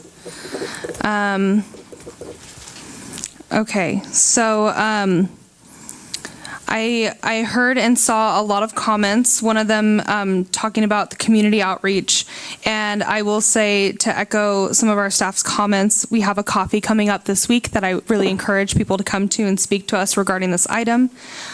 Our phone numbers are available online, on business cards, all those things to talk to us, speak to your district representative one-on-one, and it being notified. We discussed the Planning Commission, it being in compliance. Thank you, Councilmember Tuggle, for all those really wonderful questions. Am I missing anything, Councilmember McCrory Driscoll? No, I don't think you're missing anything, but I do have a clarifying question now. Yeah. So you talked about submitting this report, and you talked about it having about a 5 to 6 year period. Can you expand upon what that means? Because I'm a little bit confused that we approved something, we're having to amend it because it's new state laws, and it just seems to me like every year we have new state laws. Does this mean that really every time new state laws come into play, this document needs to be amended, is my question. Two very great questions. So the first, speaking to the 5 to 6 year mark. So because we are a coastal community, a portion, geographically, a portion of our community and community members and the development that they have on those properties are beholden to what's called the California Coastal Act. We have what's called a local coastal program, which is our implementation document, or kind of like our coastal general plan, that establishes adopted policies that are in compliance with the Coastal Act. Any project in the coastal zone is subject to those policies. So when we make any changes to code in our community, we are then required to, if it applies in the coastal zone, to submit that to the Coastal Commission for approval. They have the ultimate review authority over any coastal standards and policies that we as a city and that you as a council adopt and codify. So we have 5 to 6 years. Again, I can't remember the exact time, but we have 5 to 6 years to submit that local coastal program amendment to the Coastal Commission for all of these changes to become effective citywide. It's a normal part of the process. To your second question, do we just come back, or do we come back, does staff come back and present changes every single year as they happen? Not necessarily. A lot of these changes are now codified under state law and or will go into effect July 1 of 2025. Regardless of whether we codify them, we are subject to them and beholden to them. So regardless of whether your council were to approve this come March 10th, we would be subject to the height requirements as they are listed in our amended ADU ordinance. We chose to come back and bring these changes because we saw an opportunity to have an ordinance that was written and codified in compliance with state law, rather than us having to, as staff, flip-flop between, okay, well, what does Government Code 66314 say? What does Government Code 66323 say? And have it all in one place for ease of transparency and communication to our general public, as well as for our staff that are implementing and practically applying these codes. Thank you. And you mentioned the height, but does that also include the state laws? Have there been changes to the setbacks? I believe you might be referring to the 4 feet that was quoted earlier, and at this time, no, there aren't any changes to setbacks at this time, and Mr. Bell can expand on that if needed. Correct, yes. So the 4-foot setback remains the same as it has under the previous ADU law changes. So no further changes have been made to lessen that setback requirement. However, that setback does apply to the full height of the structure. And so if you were to have a 18-foot structure, 20-foot structure, that 4-foot setback would still apply. So we wouldn't be able to tier that second floor and step that back any further than 4 feet. We could recommend a client to do so, but we would not be able to enforce it. Okay. And Planning Commission had the full opportunity to review all of that part, the setbacks, when it was originally submitted and recommended? Yes. Thank you. Yes. And I do want to add just one clarifying point.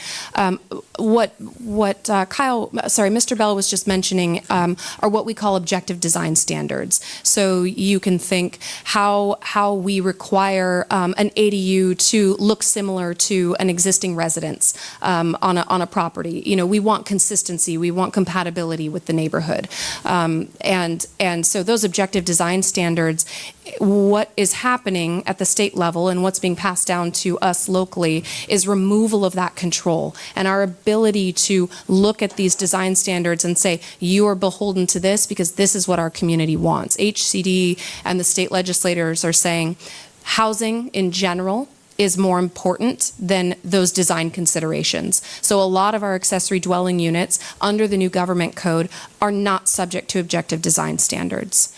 And it's hard for us as planners because our entire being, we want things to look good. We want it to mesh with our community and to fit in with our neighborhoods. I cannot echo Mr. Swift's sentiments enough. You know, we do not want privacy. We don't want people to have privacy concerns, but this is out of our hands, and we've been trying our best to find creative solutions. HCD is not allowing us to do that at this time. And the city is not in a position to push back on this in any way at this moment in time. I can also just chime in to say that we have had extensive back and forth with HCD regarding interpretation, and this is still where we are at. Another point Hold on 1 second. Ms. McCrory Driscoll still has the floor. I'm done. Okay. And then there's a line. Councilmember Wyrick. Yeah, just a couple other things that came up too. Clarification is, since Coast Commission and HCD don't have a timeline for us to have to submit this, that's very distinct coming up too.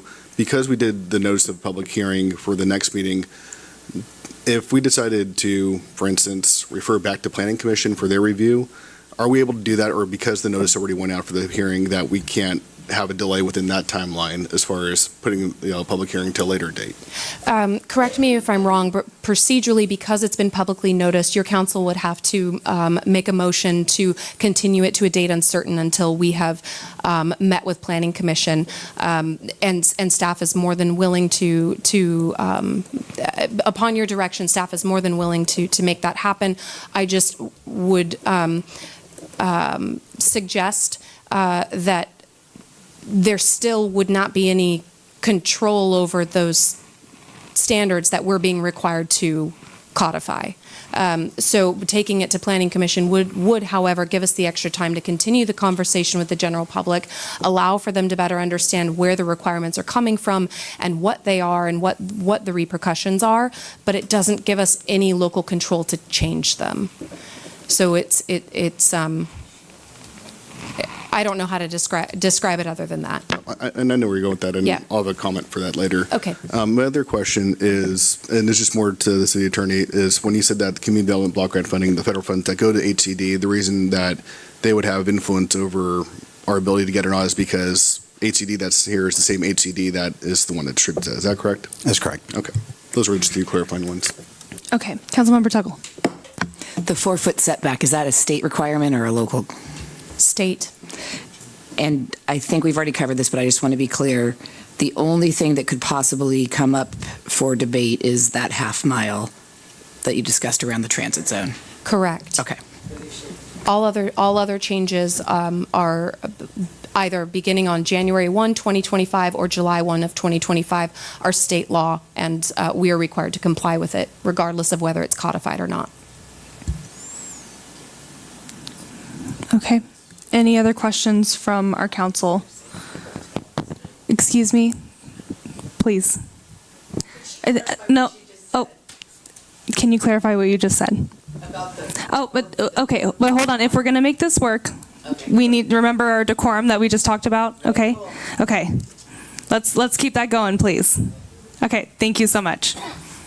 Sure. The question was asked whether or not the 4-foot requirement was a local requirement or a state requirement. So to be absolutely clear, it is a state requirement which our city has codified. So you are allowed to have an accessory dwelling unit within 4 feet of any, within any side or rear setback.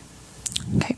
Thank you for that clarification. Any other questions? Oh, we're not, but this is not a community forum.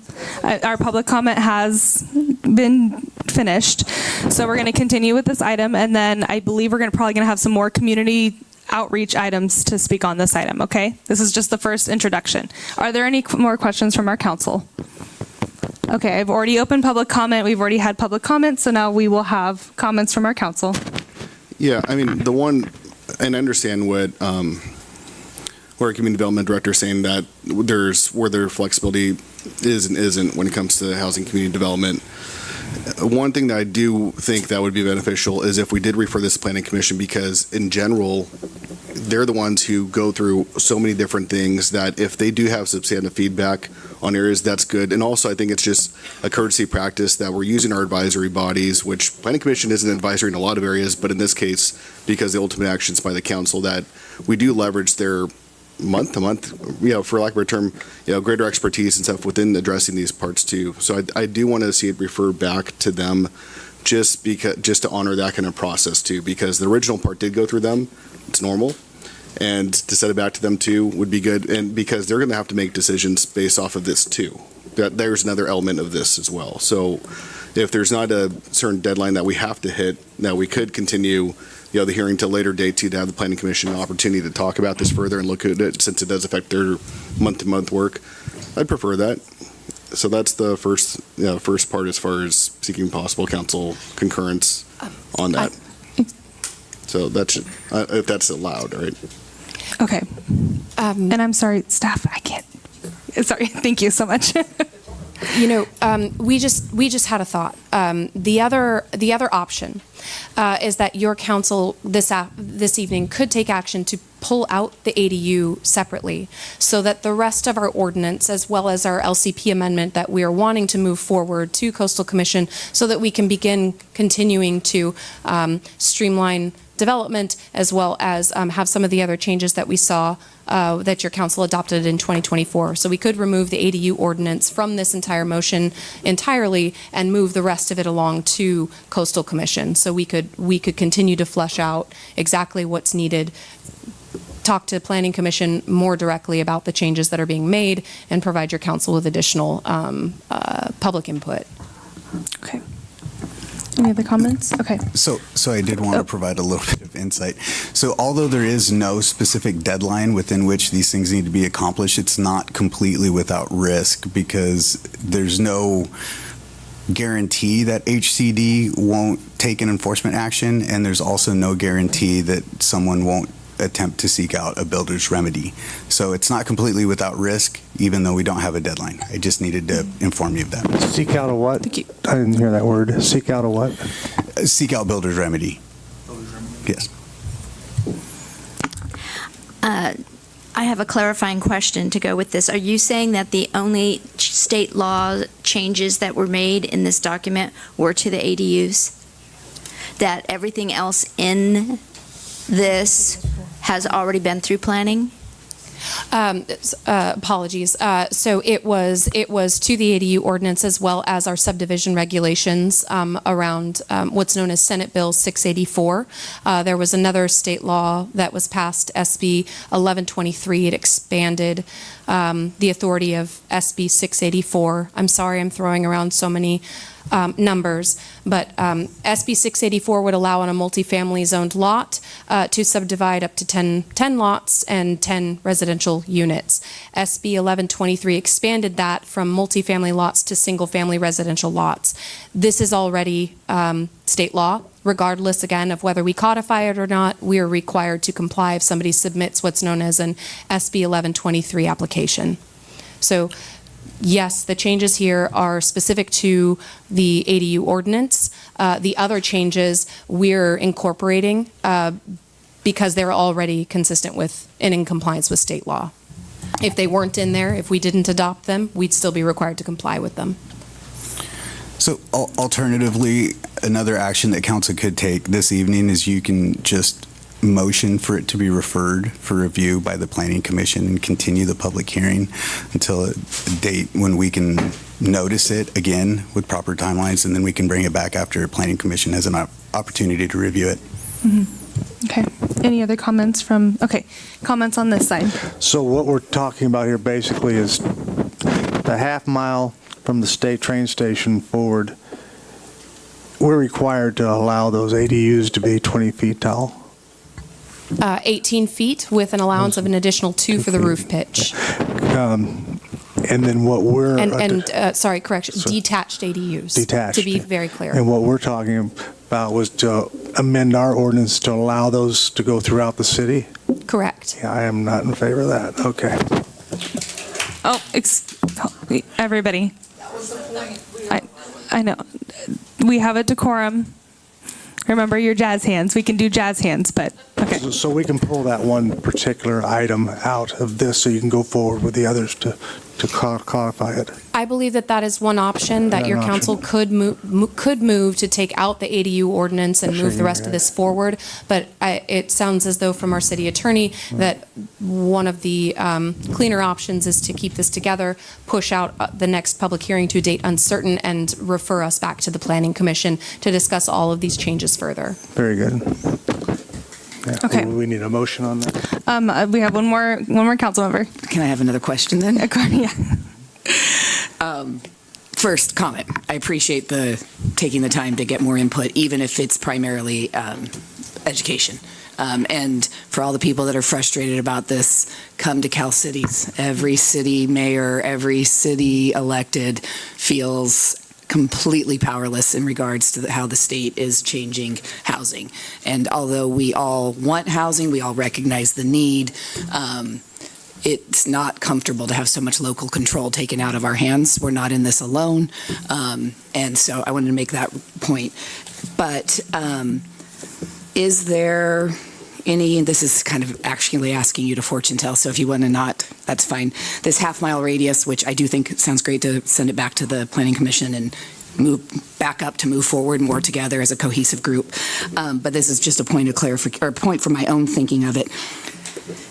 Is this half-mile radius requirement likely to be expanded by state law going forward anyhow? At this point in time, I don't know. However, their definition of bus rapid transit or major transit as it relates to rail, that definition is what has, in our opinions, professional opinions, has changed.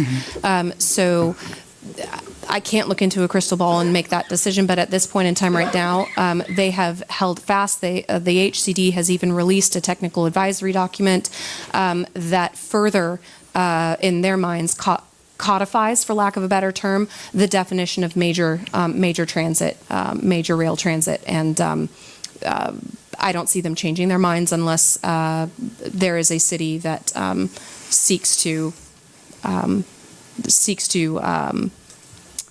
sue them on that point. But I can't speak to it more than that. Thanks. I appreciate it. Okay. Any other comments before?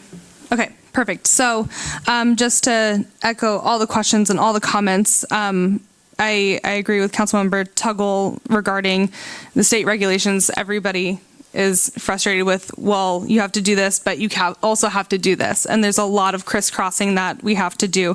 And we want the most local control that we need. However, I do agree with Councilmember Wyrick on referring to our planning commission and our advisory bodies. I think it's really important to rely on them. So I guess those are my comments. I was hearing a lot about postponing it to a further date and referring to our planning commission to send it back to them for review. So if anybody would like to make that motion or... And before I make it, could I ask our city attorney to state it so I can make it correctly? Yes. To not get any legal issues. So you would make a motion to refer the item for review by the Planning Commission and continue the public hearing to a date uncertain. I'll make that motion. I'll second. We're raced to. All right, we have a motion, and who was the second? Mayor Pro Tem Robert was the second. So we need another roll call, please. Councilmember Wyrick? Yes. Mayor Pro Tem Robert? Yes.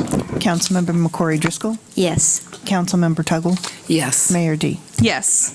All right, thank you all so much, and thank you to staff for answering those questions. We really appreciate your time, and for the community for questions and for engaging. Okay, before we move on to our regular business, does anybody need a break? Yes, we do need let's do a 10-minute break. Let's get back at 7:55.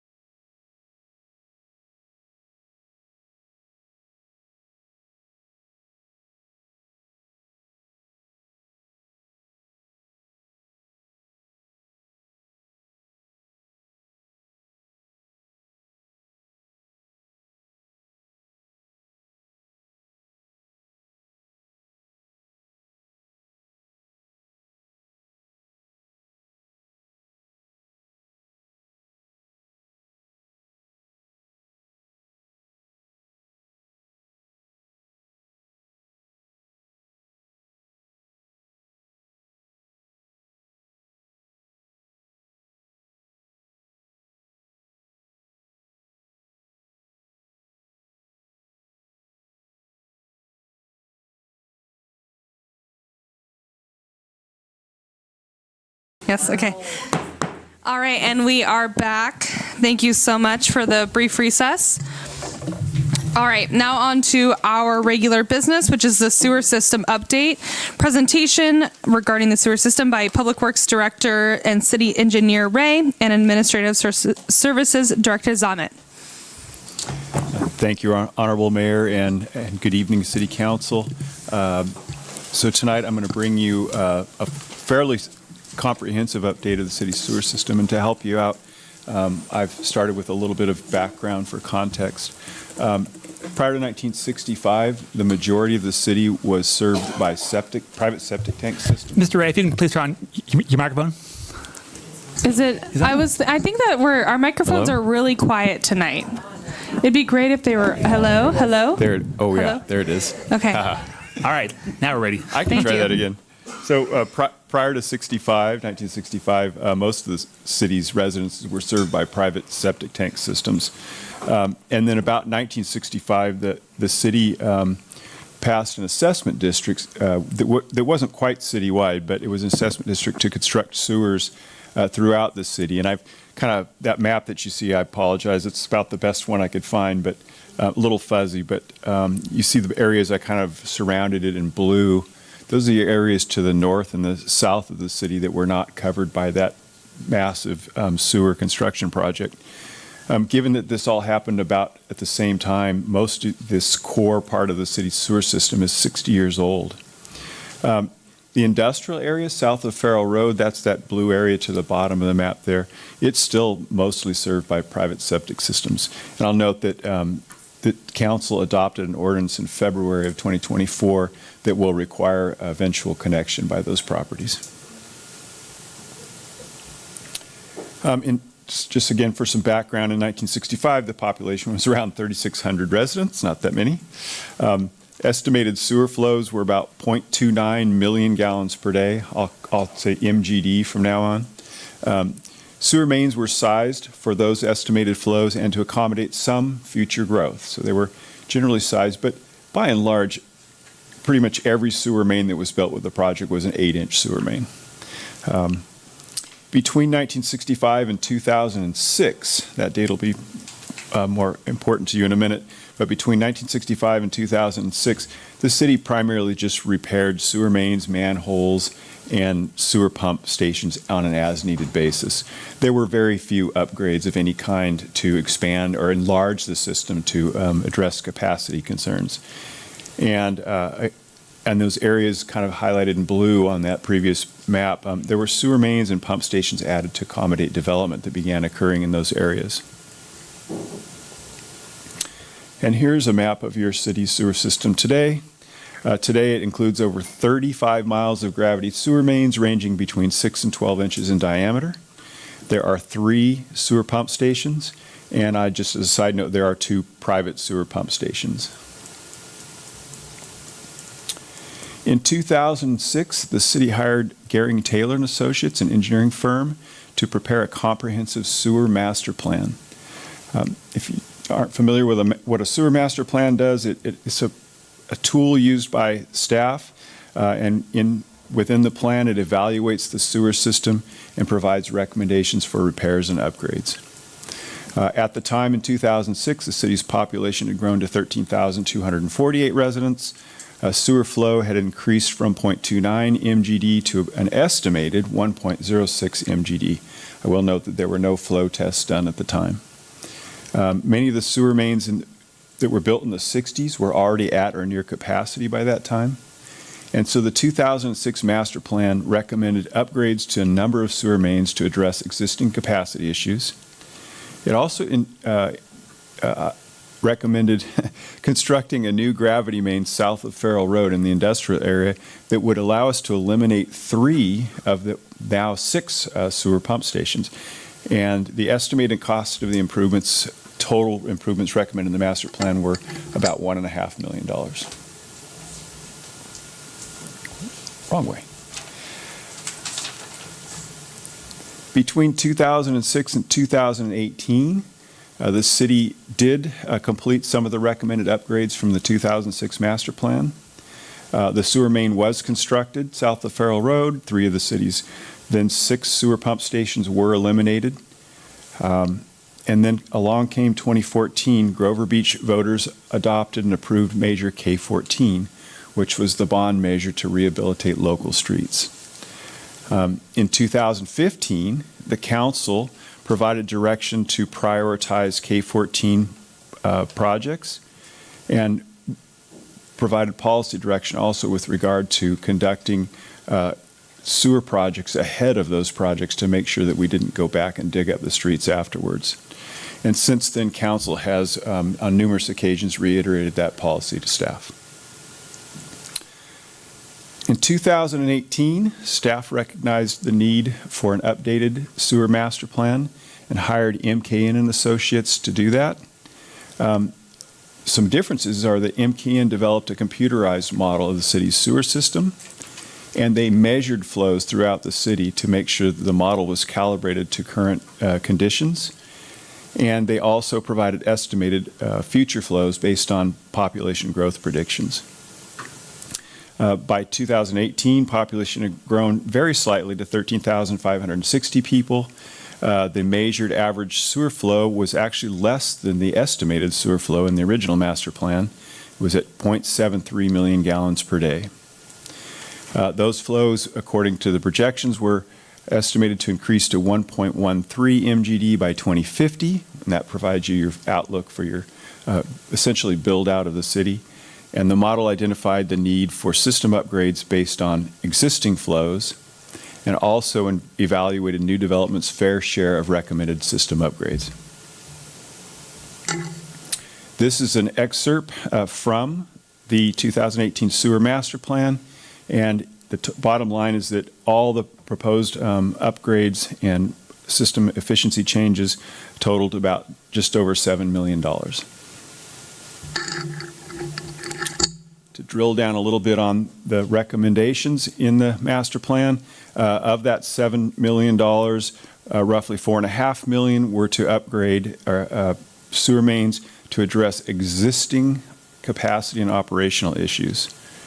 And those were mains, again, remember, that were over capacity prior to the 2018 master plan. Here's an example. The arrow points to an upgrade on North 9th, and that would upgrade that sewer main from 8 inches to 10 inches. It included just about $1.5 million of upgrades to address future flow deficiencies. That's deficiencies that would be created by development and general population growth. You just heard about the infill development for ADUs, for example. That's a good example of how that what would contribute to that. An example here, the arrow points to an upgrade on South 4th Street from 8-inch to 12-inch, part of which was actually just constructed as part of the West Grand Avenue project. And the far left of that picture, if you can see it, there's a piece of orange sewer main highlighted as one of the projects. It's actually in Highway 1. That sewer main belongs to the South San Luis Obispo County Sanitation District, which operates the sewer treatment plant, and the city has been coordinating with them on that recommended upgrade. It'll be their upgrade, not the city's. And finally, the master plan includes just about $1 million in upgrades to address flow deficiencies that will occur as a result of the anticipated septic tank conversions in the industrial area that I mentioned earlier. And you can see a segment of line highlighted there, for example, an upgrade on Mentone Avenue from 8-inch to 12-inch diameter. Now we're going to look at the sewer system capital improvement program. So the capital improvement program is staff's accounting for projects that need to be done, where the money will come from, and when they're scheduled.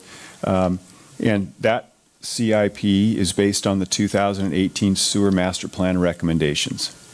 The timing and prioritization of projects from the original 2018 Sewer Master Plan have been modified somewhat because since 2018, development patterns have changed and a lot of developments have taken place that were not, although they were anticipated in the growth projections, the order of those and the timing of those developments were not anticipated. For example, the sewer main upgrades for existing deficiencies in South 4th and North 9th and all the way up to Atlantic City Avenue were originally a lower level priority, but now with the development of the hotel at 950 El Camino Real that priority is now our first and top priority. And again, the hotel developer is paying their respective share of the costs through development impact fees, and that is the same for any development that occurs within the city.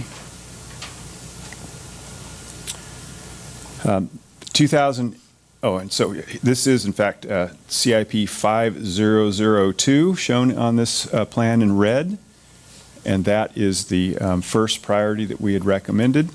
The 2018 master plan estimated a total cost of improvements at just over $7 million. In 2023, the city received 3 bids for this project shown here, and the lowest bid for that project was $4.1 million, more than half of the total sewer master plan estimated costs. That was a very significant cost increase over the 2018 master plan estimate for these sewer main segments. So staff took that estimate as the new baseline, sort of the new reality in 2023, and all CIP cost estimates were increased based on that number.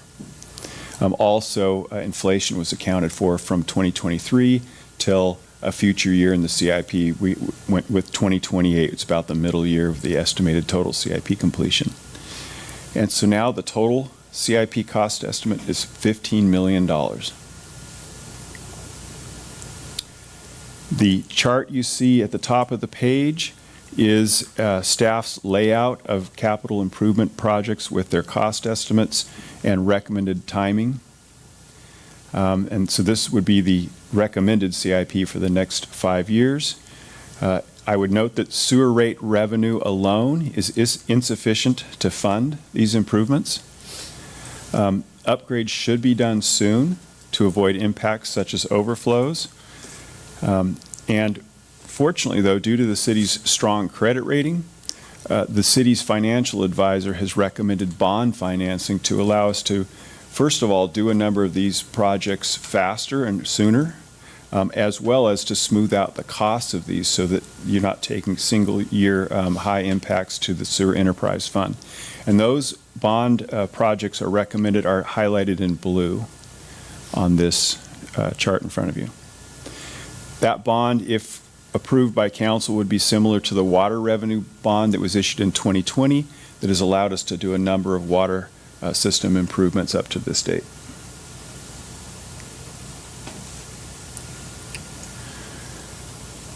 The CIP has recommended sewer upgrades on future streets that are part of the major K-14 program. We talked about that policy direction before.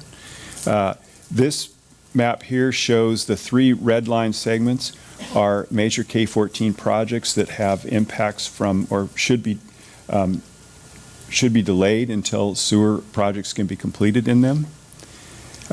So when we developed the sewer capital improvement program, we had a couple of goals in mind. One was, of course, to correct existing deficiencies in areas downstream of new construction, new development, and to complete sewer main work ahead of the major K-14 projects. Those 2 arrows point to that very next recommended project in the CIP, which will install upgraded sewer mains in these 2 segments, allowing us then to go ahead and proceed with those 2 K-14 projects shown here. And on March 24th, staff will return to the council for an update on the order of K-14 street projects per council direction. The spreadsheet shown on this page, on this slide, is staff's attempt to look at the current rate structure and see exactly what that means, the current rate structure being the 2021 rate structure, and see what that means as far as the health of the sewer enterprise fund and our ability to conduct the recommended capital improvement projects. A couple things. You'll notice that it does include staff's initial estimate of sewer system funding needs for operations and maintenance.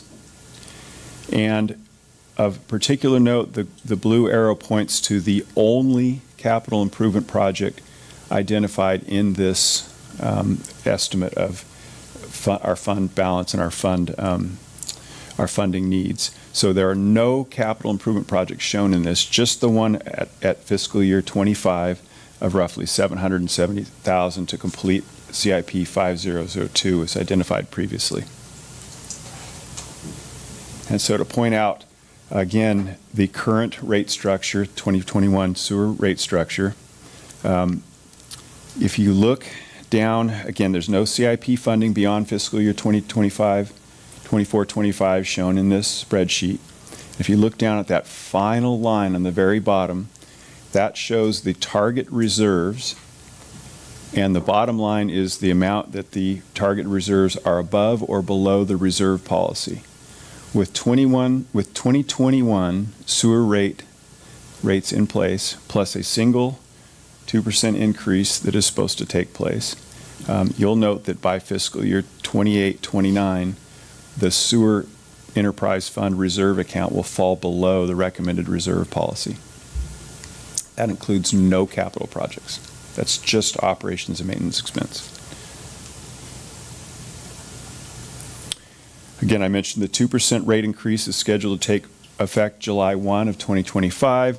That has very little effect on the outcome of this graph. The revenues generated will still not provide sufficient funding to implement the CIP, and the Sewer Enterprise Fund will still find itself having reserves below the recommended reserve policy level. That'll also lead that'll basically will not maintain the sewer fund fiscal solvency. It'll result in impacts to the existing and future sewer system, which could also affect community health and safety. And of course, it would further delay implementation of major K-14 projects, as I showed on an earlier slide.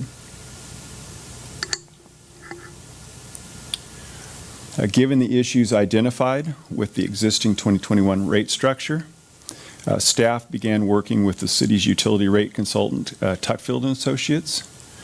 Tuckfield & Associates is preparing a new sewer rate study, including a new rate structure that would address future and current sewer system needs, including the capital improvement program. The rate study is anticipated to be completed over this month, or the remainder of this month into next month. And staff is seeking council direction to present the results of the rate study to the council on March 24th, along with the Proposition 218 noticing process for a new rate structure. With this report tonight, there are no immediate fiscal impacts. Pending council direction, staff will present the results of the new sewer rate study again on March 24th. And at that time, that study will, or the information presented will provide additional information on related fiscal impacts, a comprehensive financial plan of the sewer system and the Sewer Enterprise Fund, and it will address potential grant funding such as the community development block grants. And with that, I'll turn it over to the council for comments and questions. Thank you. I'm writing down a question, but I want my council members to go first. So shall we start with Councilmember Tuggle? Sure. Excuse me. So that new rate study that you'll bring forth in March, I'm assuming doesn't cover the 14 million of capital improvement projects, or does, or? It does. It would anticipate the bond funding I mentioned earlier. The bond. So there would be, the idea would be to issue a bond, thereby smoothing out the impacts on the rates over time, but allowing us to conduct the capital improvements. Gotcha. And I was going to ask you about grants, but it sounds like you've already gone down that path. And this topic's hard to ask real questions about, but what happens when you're actually past capacity? Like, that's so, I mean, but truth, I don't know what. It's a good question. Like, if I don't turn on my faucet and no water comes out, I get that part. That's, yeah, that's a lot easier to comprehend. Sewer mains are interesting. The design of sewer mains, they're designed not to flow full, and that kind of seems counterintuitive. Why not just let them fill up? You know, that seems silly. But a lot of things happen between half full and full in a sewer line. First of all, they're designed to flow half full primarily because of ventilation. If you do not provide adequate ventilation to the sewer system, things happen biologically, and the sewer system begins to generate significant odors, and your whole city begins having a rather unusual smell to it. Which is further exacerbated because it comes up the private sewer laterals into people's houses, and thereby generating some level of complaint. The next thing is that you're trying to maintain a range of velocities in your sewer system, and so by allowing the pipe to come well up over 50% full. Those velocities increase to a point where the things that are supposed to be happening by moving material downstream to the sewer treatment plant, that does not occur in the proper manner, and you end up building up sections that will clog, or you begin scouring your sewer mains, and thereby they'll begin failing because of scouring. You also begin sediment deposits in private sewer laterals, which result to the private sewer laterals again clogging, and again you'll get complaints, more and more and more of people's houses backing up, and eventually you'll lead to backups in the street and at your sewer lift stations. Okay. Thank you. I know that was graphic, but I am actually curious and trying to understand all this. One other thing you mentioned, developer impact fees. Are they actually paying the cost of what are they paying a portion of the cost or the full cost of their true impact on our need to expand the sewer systems specific to those buildings? I mean, the most detailed answer is it depends on how new the fee is, the development impact fee. If a fee hasn't been modified in many, many, many years, as you saw in my staff report, costs change. And so perhaps a developer who comes in at the very end of a fee schedule might pay the estimated cost from 10 years ago. We're fortunate that our fee structure was recently updated, and so it anticipated the full cost of capital improvements, and therefore each developer's paying, based on the sewer model, their estimated proportion of the flow that is over capacity. Got it. Okay, thanks. That was my questions. Mayor Pro Tem? You covered a lot of questions I had, so thank you for that, and thank you for that report. Really appreciate it. But and I suspect the overall driving projected increases is labor and material, right? So every year it almost doubles. It certainly is. Yeah, it's insane. So let's see. How would the proposed revenue bond financing affect the city's overall financial health? Well, overall is an interesting question. So remember that the sewer enterprise or the sewer system operates on its own fund. Right. That does not impact any other funds in the city. So it's like a business that operates solely onto itself. It's a nonprofit. And what the bond would do is two things. First of all, instead of trying to pay as you go, which means you try to save up enough money through rates in your reserve account, and then once you've saved up enough money, you get to do a capital project. Instead of doing that and waiting for, as you've seen, from 2018 to 2023, a 100% increase in the cost, right? Instead of waiting for that to happen and hitting you again, you can get all those improvements done earlier up ahead, and then but its impacts on your rates are that you have a small amount each year going to pay off that debt. Like buying a car, or actually to point out more importantly, it's like the Measure K-14 bond program. You know, the millions and millions and millions of dollars the city's been spending on upgrading residential streets. I mean, to save that money, try to save that money and do those all at once as we've done up front, would have never got there. So, yeah, it's a lot of money. Just to add, Mayor Pro Tem, that it wouldn't have any impact on our general fund unless we were unable to meet our revenue requirements for the revenue bond, and that would force us to fund it through general fund. But if you had sufficient rates, there would be no impact. Very good. Thank you. Let's see, how will the future developments in the city be accommodated with respect to the sewer system capacity with our future growth? Well, so that's the great thing about a sewer master plan is, you know, the sewer master plan looks at, well, in our case, it looks out to 2050. Realistically speaking, I think most development that's going to happen will happen by that time. And so in the master plan, with working with the community development department, we carefully looked at every single site that could be developed to a higher density or that was an empty site that was waiting to be developed. So we looked at opportunity sites, redevelopment sites, looked at the maximum capacity as allowed by our development code, and then estimated what development would happen by 2050, as well as looking at population projections to sort of get bookends on, estimated future sewer flows. So all that is addressed in the master plan, and under the heading of sewer upgrades to address future flow deficiencies, those are the recommendations. One of the benefits of being a small city. It is a benefit. Big benefit. Okay, thank you. Okay. All right. You mentioned the sewer fund reserve. Can you tell me what amount you're referring to, percentage-wise or something, when you talk about falling below that? I can. So the current city's sewer fund reserve policy is to have 6 months of operating and maintenance expenses. It's basically average operating and maintenance expenses, plus $500,000 additional to allow for unexpected things such as a sewer lift station or sewer pump station breaking down or needing a new pump or needing a new motor or a segment of a sewer line failing or something to that regard.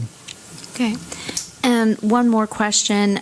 You talked about the project recently done on 4th and the project on 9th, increasing the size of the pipes from 8 to 10 inches, but the other two projects going to from 8 to 12 inch.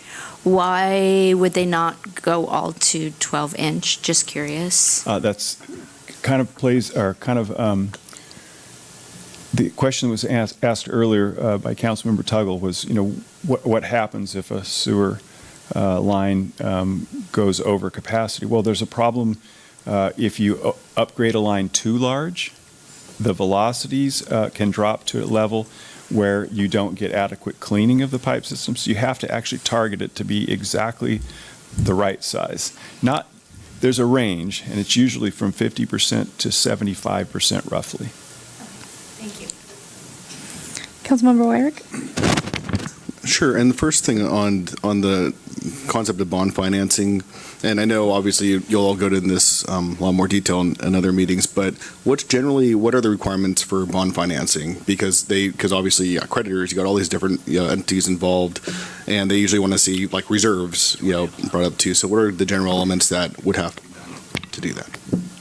Well, obviously, to have a strong credit rating, the most important thing is the amount of existing debt for which the sewer fund has none at present, and also the health of your reserves. And so the higher the reserve amount, the more favorably the credit ratings will be for your financing. So obviously, a better interest and basis point. And so when you talk about the reserves that was just being mentioned too, so the levels that we have right now, that's kind of what, for lack of a term, people are looking for, that level, not less. It depends on, I suppose, how much we would be financing and how much we would be taking out. But the fact that we have a policy is good, and it is that is one of the things that they look for, is at least having a policy with some level of minimum.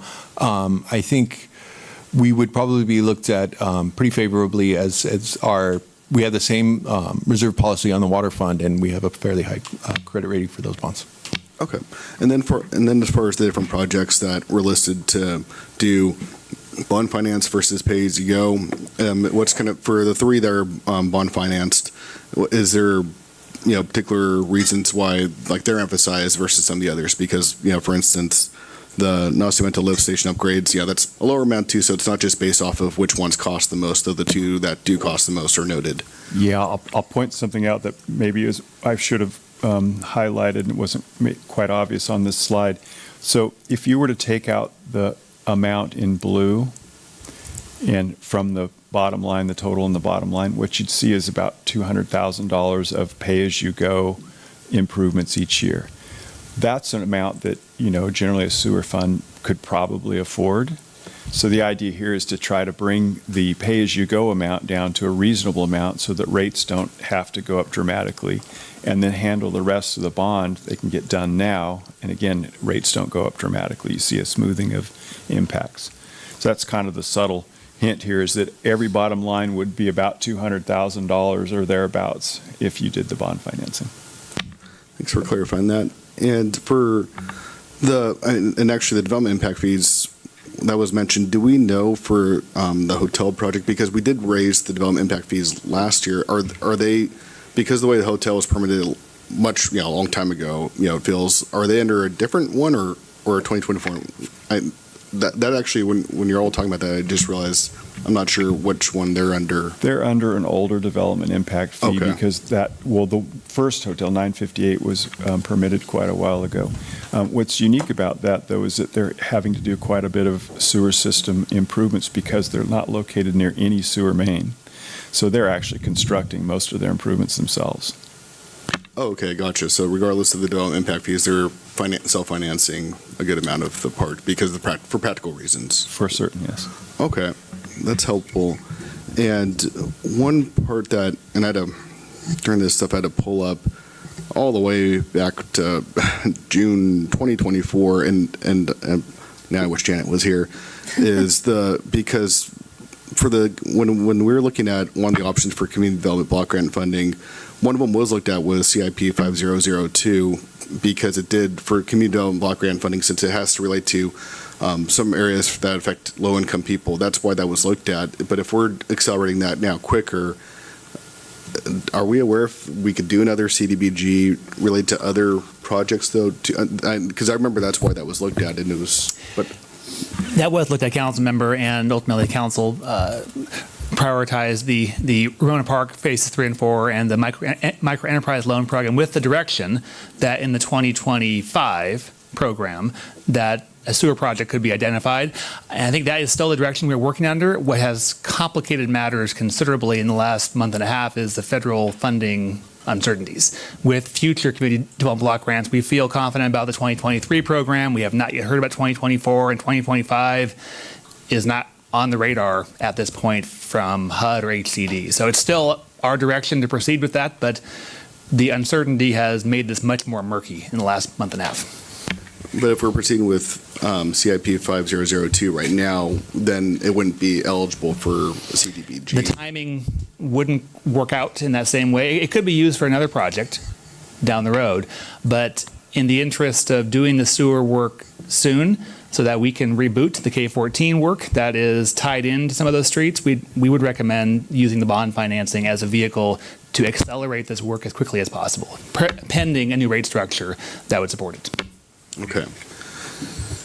Thanks for clarifying that. And for our kind of general system too, I think it, as far as the public goes, it kind of goes without saying why we have these systems, but we do have different mandates in health and safety code and other areas to do these. I mean, as far as some of the projects are looking to be proactive in getting ahead of problems, because odors are bad, other consequences are worse.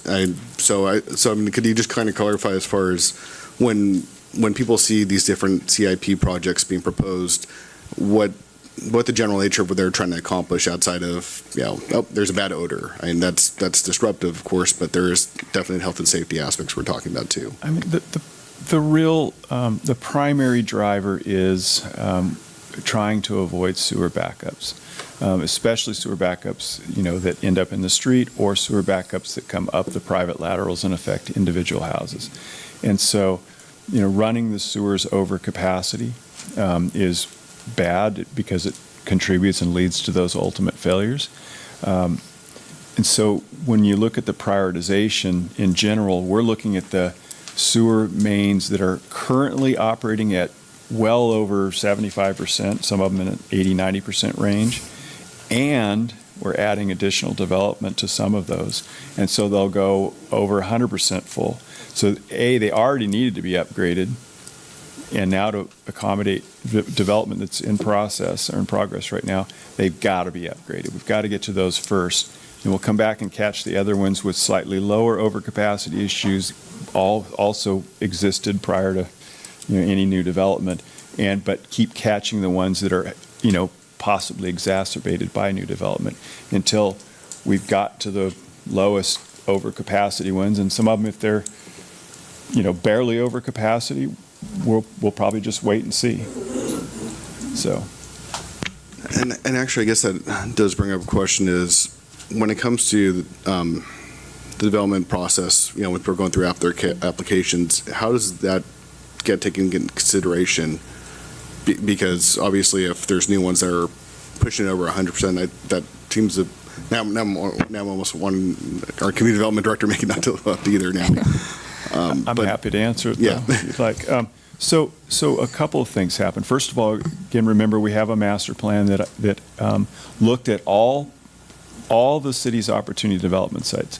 And what's great about it is we nailed it. I mean, every single site that we identified as a potential development site with the rather rapid increase in development lately, those are the sites that are developing. So first of all, we already had some anticipation of what their impacts would be and where those impacts would show up in the sewer system. But on top of that, to make sure we get it spot on, we go back and rerun the model specifically for the development. Because, we might guess that it's going to be maybe the hotel development came along and we said, oh, it's going to be a 30-room hotel. And they say, no, it's going to be a 40-room hotel with a spa. And you're like, oh, well, hang on. We adjust for that. So we actually do a site-specific study for water and sewer impacts for each of these projects to identify, A, their fair share of the costs, and B, what improvements need to happen as a result of that. If the city cannot conduct those improvements ahead of time or is not planning to conduct them already for existing deficiencies, and for some reason it's going to be delayed for a number of years, it's potential that that project could also see delays. Thank you for clarifying that, and those are my questions for now. Okay. What outreach efforts do we have coming up from now until the next meeting, March 24th, and beyond for this 218 process, and just to get more information out there? I can take that, Mayor. And first, just to clarify, we have not started a 218 process. That is a future item before the council. This is really presenting an update on the sewer system needs, the capital project needs, and then getting ready for full presentation of a rate study coming up in a month. So between now and the end of March, there are a number of different opportunities for engagement. You mentioned the Coffee with Council coming up this Thursday. We are also planning to reboot our City Talk community forums coming up beginning at the end of March, and I imagine the sewer system needs will be part of that conversation as well. And there are a myriad of other opportunities to contact council members with the outreach that each of you are doing on your own, and also contact city staff, contact the Public Works Director, City Manager, or others. We'd be glad to share information about what's coming forward. March 24th will be the rate study presentation, and then from there, it's a action for your council to determine where we go from there. What kind of noticing process? Do we do information sessions like were done for the garbage company rate increase process earlier this year? We can discuss those further in detail on March 24th. Good, thank you. Okay, that was my only question because a lot of my questions were answered. So now I will open up for public comment, and I have one speaker slip, Lauren Westfall.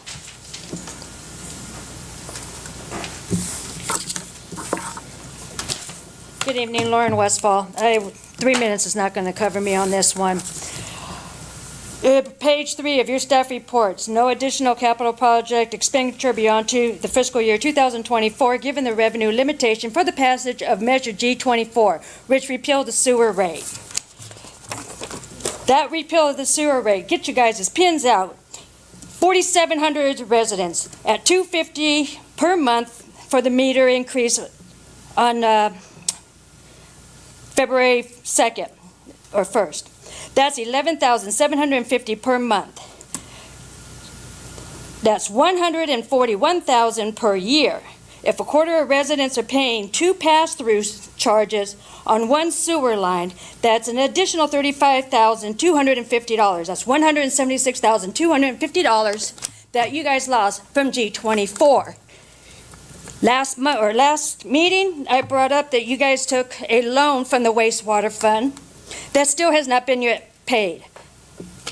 I've been told that is $581,459 due to the increased cost of construction at a 2% rate that was supposed to be paid in 5 years. But due to budget concerns, it has not been paid. I'm sorry, I can't call my creditors and tell them I can't afford to pay my credit card. Hotel is being built. You said it's 34 rooms. It's 134 rooms. There is an article that states that Bronson brought to the City Council to waive the costs and the impact fees. If I believe correctly, there has been several times in these meetings that you have discussed waiving developer fees, discounting developer fees. You're talking about Mentone Street, December 9th, 2024.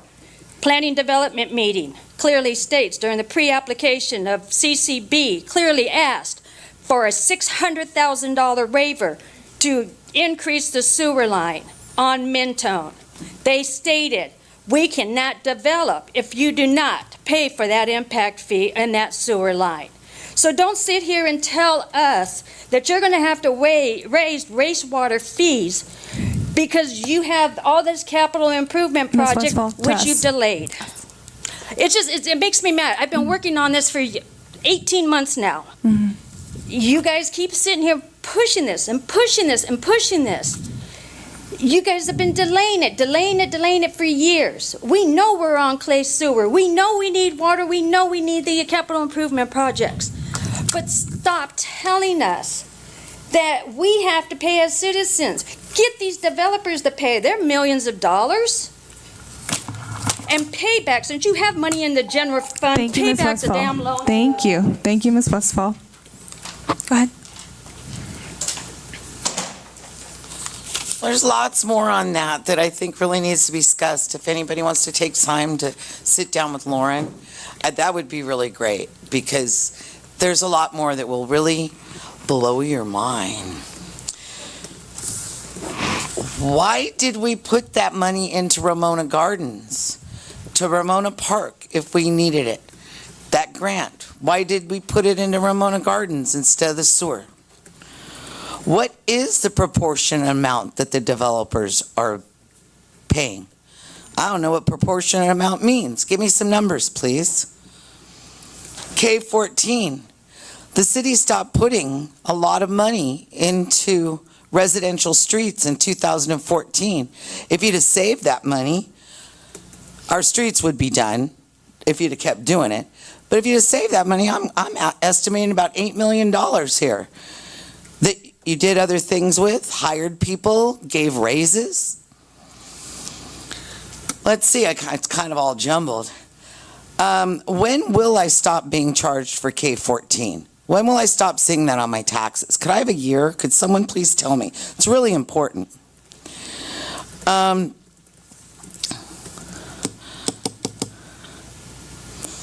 Okay. Due to the Robert, I want to say thank you very much for noticing the inaccuracy in the presentation this evening. It was contradictory, and thank you for noticing it. And that's why I interrupted, because maybe it wasn't lied to, but it was misrepresented. Just like information was misrepresented last meeting about our real estate information. I can give you the numbers. G24 did not cost the city. Central Coast Blue cost the city. And it's time for the city to take responsibility and stop trying to raise our rates because of mistakes they made. I feel real heartedly on this. Don't make us go back with signs again. Listen to the community.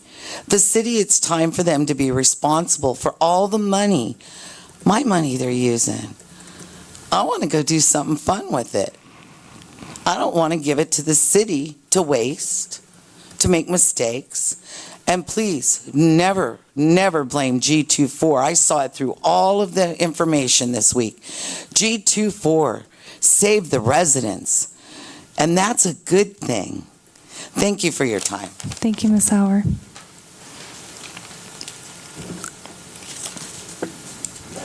Elizabeth Dukas, North Grover Beach. From hearing everything tonight, you do not have a money problem, you have a budgeting problem. These buildings have been projected and known about. We didn't know about it, but all this new building has been going on, and our city manager knew about it. Why wasn't this talked about at the time of the permitting process for all of these buildings?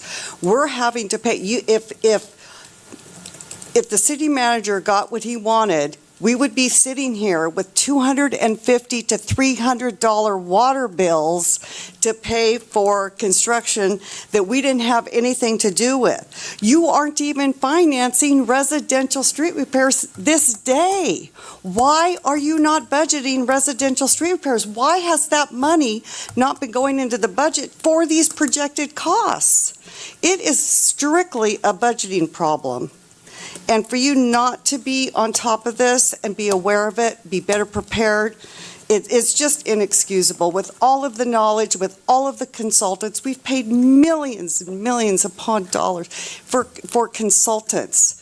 What information are they giving us? What advice are they giving us? Not a money problem, you have a budgeting problem. Thank you.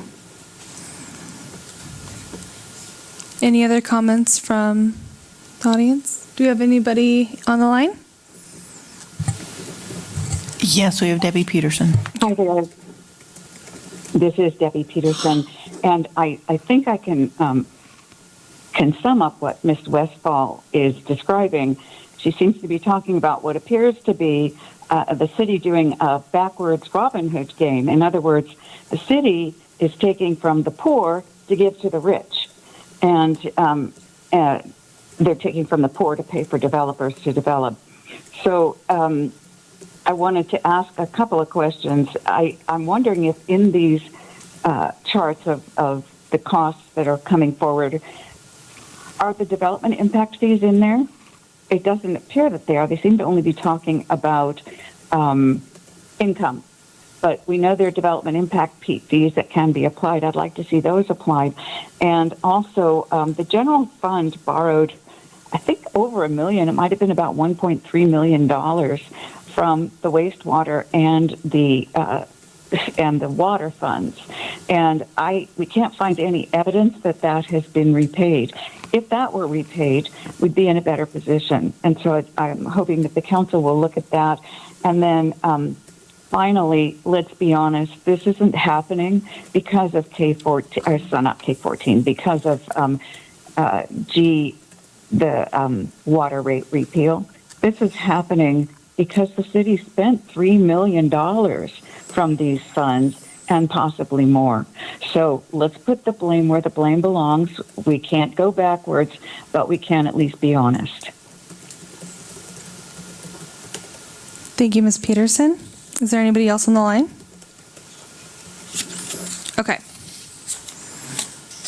I do agree with that statement. Let's move forward. So let's answer these questions. Okay. So, just some questions that I've gathered here. So, Mayor, you do need to close public comment. and I'm going to close public comment. Excuse me. I'm going to close public comment now, and now we will go on to the questions. So, I have a few questions here. So, thank you for your patience as we go through these. Did we waive cost or impact fees for the hotel? No, we did not.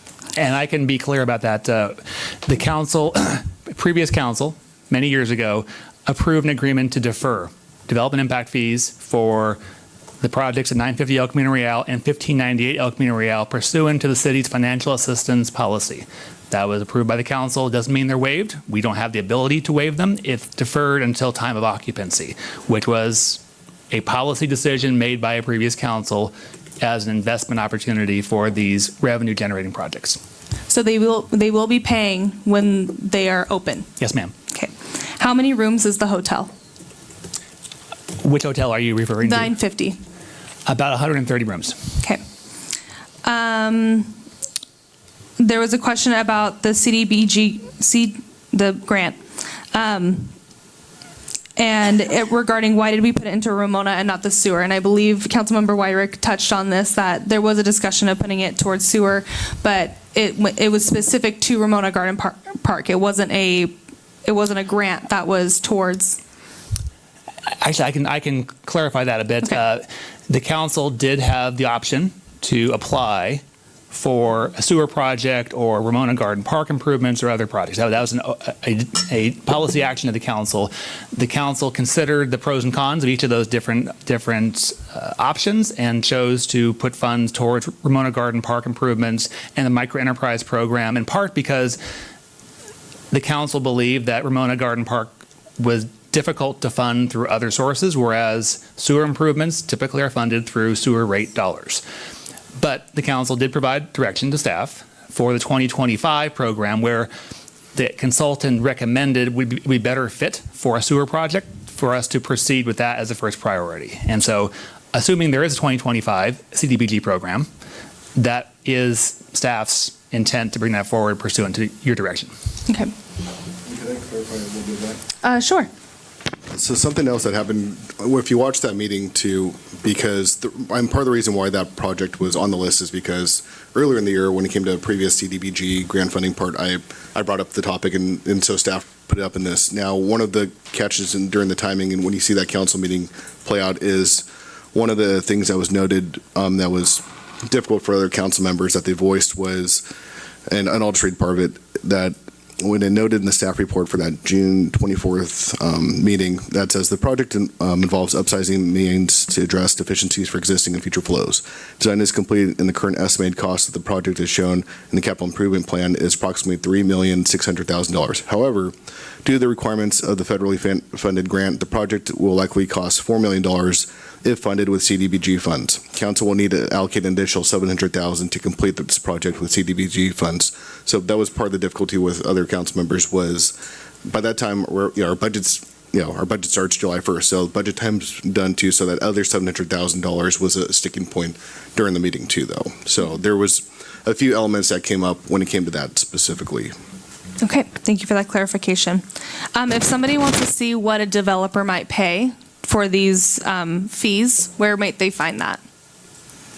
So your best resource would be the Community Development Department, where the fees are levied on individual projects. There's a number of different development impact fees. They include water, sewer facilities, streets even. But that per project you'd look, and it varies by project. I used a number of hotel rooms for the 950 El Camino project, just to give an example. I thank you, Matt, for reminding me there's well over 100 rooms, which I knew. But if you take a project of 100 and something rooms, they pay a very high development impact fee. And also their anticipated impact on the sewer system is quite a bit more than would be a single family development who pays a very small sewer development impact fee. So you'd be looking sort of on a one-to-one basis to understand it's not just a same number for any single project. Okay. So Community Development Department could answer those questions regarding any particular development. Okay. When will a resident stop being charged for K-14 on the property tax? Given that that's not the topic of before the council this evening, I'd be hard pressed to give an exact answer tonight. That's something we can come back and provide after the meeting. Oh, okay. Well, I will make sure that I will ask that question at an appropriate time, and we will get that answer. Why do we use consultants? We use consultants to provide a body of expertise and knowledge and capacity that we can't simply do using in-house staff resources. Thank you.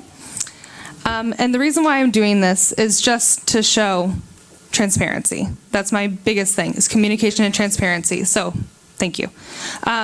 Are the diffs in that table in the budget, are they counted in the budget for what you presented today? So, what I presented tonight was somewhat of a simplified analysis. It was a staff level analysis. The consultant Clayton Tuckfield and Associates will do a very comprehensive analysis. That'll be presented to you. And I would suspect that under the title of other income into the system, you'll see a line that will include anticipated DIF payments into the fund. Now, DIF, it's not a one-to-one. For example, City Manager Bronson mentioned that the hotels will be paying their development impact fees at the time of occupancy. It doesn't really matter when you do the project or when they pay their DIFs. The DIF goes into the Sewer Enterprise Fund. The Sewer Enterprise Fund, at the time it has a project, any project would draw from those development impact fees. So it's not quite a one-to-one. Okay, thank you. So to add to a little bit of clarity to you, legally, the rate studies have to take into account all sources of income into those enterprise funds when setting the particular rate that they're going to set. They can't increase or add any more because it can only, legally, we can only charge what is reasonably required to operate that enterprise fund. So if they're like the loan question, if there were funds taken from the enterprise fund and loaned to the general fund, the rates are set assuming and automatically taking into consideration that those have to get repaid. So they set the rates as if that money was already in the enterprise accounts. When calculating their rates, just like they do with diffs, which are one-time funds as well for that. So all of that gets computed into the rate study.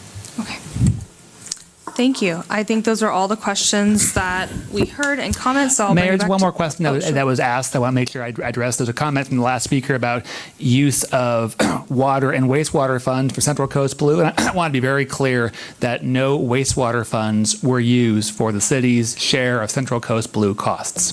Those were simply water fund costs that were expended.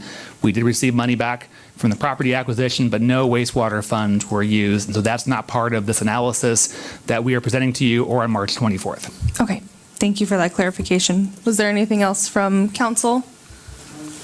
All right, we'll move it back to comments. And we don't have a vote, but we are giving direction to staff to present the results of the rate study to the council on March 24th, along with the Proposition 218 noticing process for a new rate structure. So I'm going to start this way now with Councilmember Tuggle.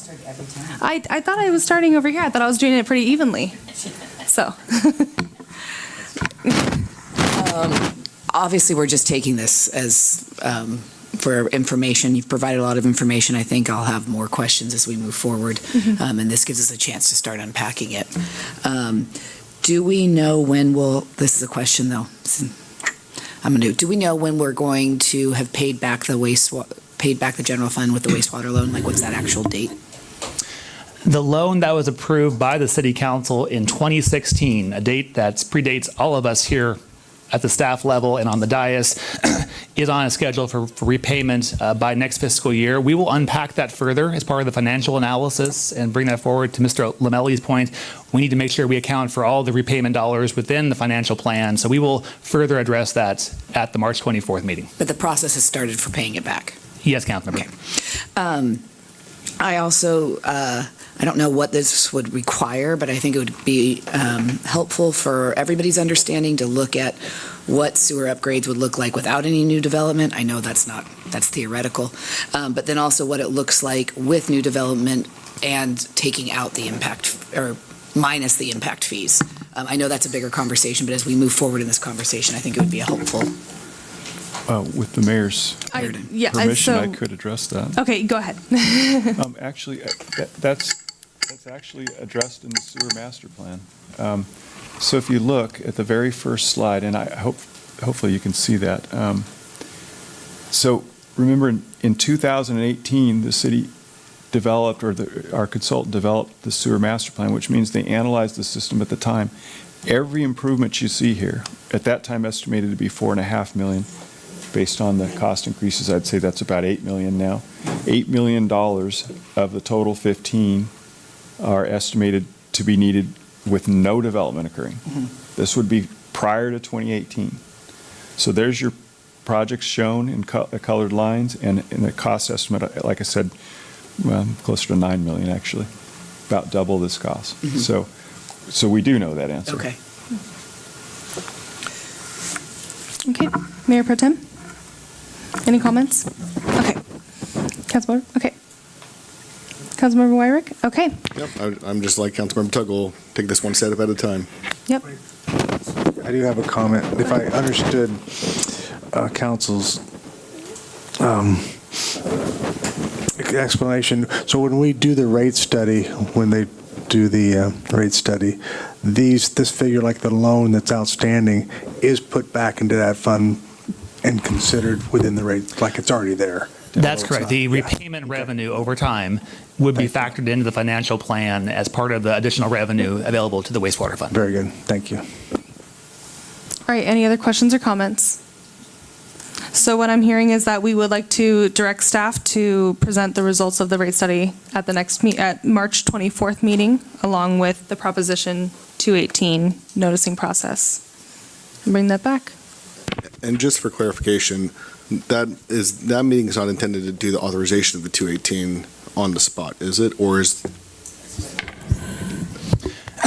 our intent would be to bring forward the information about what the process looks like and what it involves. If we don't do the authorization that night, we would look to bring it back shortly after that, pending council's discussion and decision direction that evening. But just to know that we would be working in a time frame potentially to bring a rate hearing before the council prior to the end of the fiscal year, so that we could be looking at a July 1 implementation date with the new budget year. So we have to look at the time frames with the 45-day noticing window and information sessions to make sure that we started that process before too much time elapsed in the spring. Understood. I just put a little note of caution too, since that's a bigger decision for us to see the numbers at the meeting. So just how that information gets phased in, just a little note I want to make. Okay. Thank you so much for your time and for taking our questions and comments and everything. And great presentation, great staff report. Thank you. I know. All right, we will move on to our fiscal year 2024 to 2025 mid-year council goals implementation report and fiscal year 25 to 27 council goal setting process review by Assistant City Manager Erickson. Yeah, thank you, Mayor D, and good evening, council. Just to give you a timeline for our goal setting process that your council is about to embark on. The council goals were first established in March of 2017, and they've been updated each year thereafter with council workshops like the one that will be held on March 3rd. The most recent set of council goals were initially adopted in March of 2023 and then reaffirmed by the council in February of 2024. Today, we're just going to go over our work programs that staff developed for these council goals in relationship to fiscal year 24-25 and give you a mid-year update. And then we'll briefly go over this process for goal setting that you will be engaging in on Monday. And then finally, we will be bringing the official council goals adoption back to your council on March 10th. So our current major city goals are economic development and community promotion, housing and homelessness, public safety, and street maintenance and complete streets. And as I said, staff has developed work programs for each of these major city goals, and we're reporting on the progress that we've made thus far tonight. The good news is that over 92% of the tasks staff set for themselves have been completed or are in process, with just 3 of those tasks currently deferred. In the area of economic development and community promotion, we had 14 total tasks. 6 of those have been completed. 7 are currently in progress and expected to be completed by fiscal year end, and 1 has been deferred. Some of the highlights for our achievements in this area are we have applied for a community development block grant for microenterprise business assistance loan program, which we are hopeful to receive. And we continued our work with promoting tourism, marketing, branding with Visit Grover Beach, and also with hotels and housing opportunities within the city. In housing and homelessness, there were 11 tasks, 5 of which have been completed and 6 that are in progress. Again, this has been a continuation of longstanding programs approving mixed-use developments, continuing to amend our development code where necessary, and updating our development impact fees, which got some attention tonight, so that we can ensure that any new development pays their fair share of impacts to city resources. In public safety, you heard a lot about our police department tonight and what they've been doing. There were 9 total tasks for public safety in general. 6 have been completed and 3 are in progress. You heard about the police department's wellness program, which has been really successful for their staff, and also their continued community engagement efforts, which have been citywide and very, very successful as well. From the 5 Cities Fire Authority side, the big news of the year was that we did secure a contract with the County of San Luis Obispo to provide funding for fire and emergency medical services in the Oceano service area. That allowed 5 Cities Fire Authority to recruit and onboard 5 new firefighters who your council met at the last meeting, and also promoting 2 fire captains. And then finally, in street maintenance and complete streets, we did have 5 tasks. 1 of those has been completed, 2 are in progress, and 2 are deferred. You may have noticed there's a little bit of construction that has been going on in West Grand Avenue. That anticipated completion is in the spring of this year. We've also completed a Measure K14 project this year on portions of Ramona, Front Street, Saratoga Avenue, and North 2nd Street. We've also completed design for some other Measure K14 streets, with construction anticipated to begin this summer. We do have some delayed projects, which we've discussed, and hoping that we can get funding for sewer work to be done ahead of the Measure K14 projects, but we'll also be bringing back to your council a potential reworking of the Measure K14 program so we can continue progress despite our issues with sewer projects. When we look to other important goals for your city council, those are building and facility improvements, community engagement, and water supply and resiliency. Some highlights of the work we've done there. We did get 90% of our Ramona Garden Park improvements grant funded, which is wonderful news, and we do hope to break ground on that this year. We are continuing to search for property that can help us expand our corporation yard, which is much needed. And we've continued our community engagement efforts with Coffee with a Cop, Coffee Talk, and the resurgence of Coffee with Council, which we'll have later this week. Additionally, we have initiated a community survey and also a community forum ahead of your goals process, which I'll talk about a little bit more coming up here. And we've also continued planning for improvements to our water and wastewater systems that are much needed. And of course, the council did discontinue participation in Central Coast Blue due to significant cost overruns with that project. So moving forward into some of the ways that we've garnered community input for your process on Monday. As I said, we did conduct a community survey in November and December of 2024. We asked 5 pretty simple questions. Do you live, work, or play in Grover Beach? What do you like most about the city? What one thing would improve the city of Grover Beach? What should the top priority be for the next couple of years? And then whether they had any other thoughts or suggestions. We received about 86 responses to this, and this is in line with prior years and prior surveys. So the vast majority of respondents, about 2/3 of our respondents, do live in the city, but about 1/4 of them say they work in the city. And looking at our second question here, far and away, everyone just loves living on the coast, and I don't blame them. So about 3/4 of our respondents like that most about Grover Beach. What one thing would improve Grover Beach? What you see here is a word cloud because we allowed for open-ended answers so that people could give those. The full set of answers are attached to the staff report and also available on our website. But you can see that streets are a big word there, and that is both continuing our programs that we have now, and then also doing more major street repairs. Community and community engagement came up in a number of places. Increasing work on sidewalks was also a big theme. Similar themes showed up for what the top priorities should be, including streets and sidewalks. Again, when you see houses there, it's a kind of a mixed bag between those who are very happy about the development that we've seen with the mixed-use housing along the West Grand Corridor and those who are perhaps not as happy with the development that we've been seeing. And then as far as suggestions, again, we saw themes of community engagement and city reaching out, also building additional housing and attending to resident needs. We also held a community forum in January. We had 25 attendees at this in-person forum, which is higher than almost any other forum I think that we've held. So that was great. We got a lot of great participation, and the groups discussed amongst themselves what they thought the top priorities should be. And ultimately, 3 top priorities arose from that group. The first was community engagement, communication, and transparency, receiving 16 of the attendees' votes.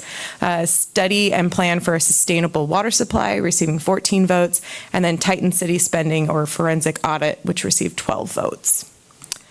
We also asked our staff for input, both at executive team and middle management team meetings and an all-staff meeting. And this is what shook out from those meetings. Staff believes that the priorities should be city beautification and community events, community engagement, city facility improvements, infrastructure improvements citywide, including completing the circulation element and looking at our water and sewer systems, having a micro enterprise or small business loan program, and looking to staffing additions, development, and retention, and then finally a water resiliency study. So as we move into Monday's workshop, we're not going to get into the details today. I will leave that to our consultant on Monday. But basically, we're going to be asking your council to set two different things. The first being broad multi-year goals. These are the things that the city should just be doing on an ongoing basis. It's not necessarily a specific area of focus, but something that we all agree we should be doing as a city. Some examples of kind of those broader goals are public safety. You always want to have a safe city, or financial stability of the organization. And then we'll be asking our council to really dig down and think over the next 2 years, and as we plan this next 2-year budget cycle, what are the real priorities for those 2 years that your council wants staff to direct both funding and staff resources to over those 2 years. Once those are set by your council, the city manager will create an operational plan, and departments will create the work programs similar to the ones we discussed this evening based on your priorities. So our next steps as we move in the process, on Monday, we will hold the goal-setting workshop, and that will be from 9 a.m. to 4 p.m. at the Ramona Garden Park Community Center. On May 12th, we will bring proposed work programs in line with the goals that your council adopts and bring a budget update to your council on our progress as we move toward our June 9th budget hearing, and then finally we will adopt the budget for the fiscal year 25-27 on June 23rd. And with that, I am available to answer any questions you have. Well, thank you so much for the presentation, the staff report, and I just really appreciate making those answers from the survey completely open and visible for our community to see. We'll do some questions, so I'll start with Councilmember McCrory Driscoll. I have no questions. Thank you. Questions? Questions? Okay, now I will open this item for public comment. And if anybody wants to come up, go ahead. Ms. Westfall will go first. And then. Okay, again, Lauren Westfall. On the one slide, if you saw, the city's goal was beautification. Beautification. Parks, beautification. He even mentioned that we had a CIP grant, that we had an option of doing Ramona Park, or we had an option doing the sewer. We chose Ramona Park. Mr. Roberts, Anita Shower donated $10,000 with Clifford Clark to put some trees in Ramona Park. Not sure if that money was used. The Nichols Foundation donated $40,000. $5,000 came from other donations for playground equipment. But yet, city manager goes in front of the city council and says, oh, instead of doing the playground equipment, let's go ahead and beautify Ramona Park. Let's do all the improvements on the exterior, the interior of the park. And the playground equipment that was donated money, we'll just throw that one aside. People, wake up and smell the coffee. Sewer infrastructure, water is the #1 thing that this city needs. Not 5-story buildings. Sidewalks, safe for children to walk on. That is what's needed. Not a park. If you're going to paint the park, put the playground in for the money that was donated. I would like to know, where is that $45,000? Is it still there for the playground equipment, or did the city use it to paint the inside, outside of the building and replace the bathroom flooring?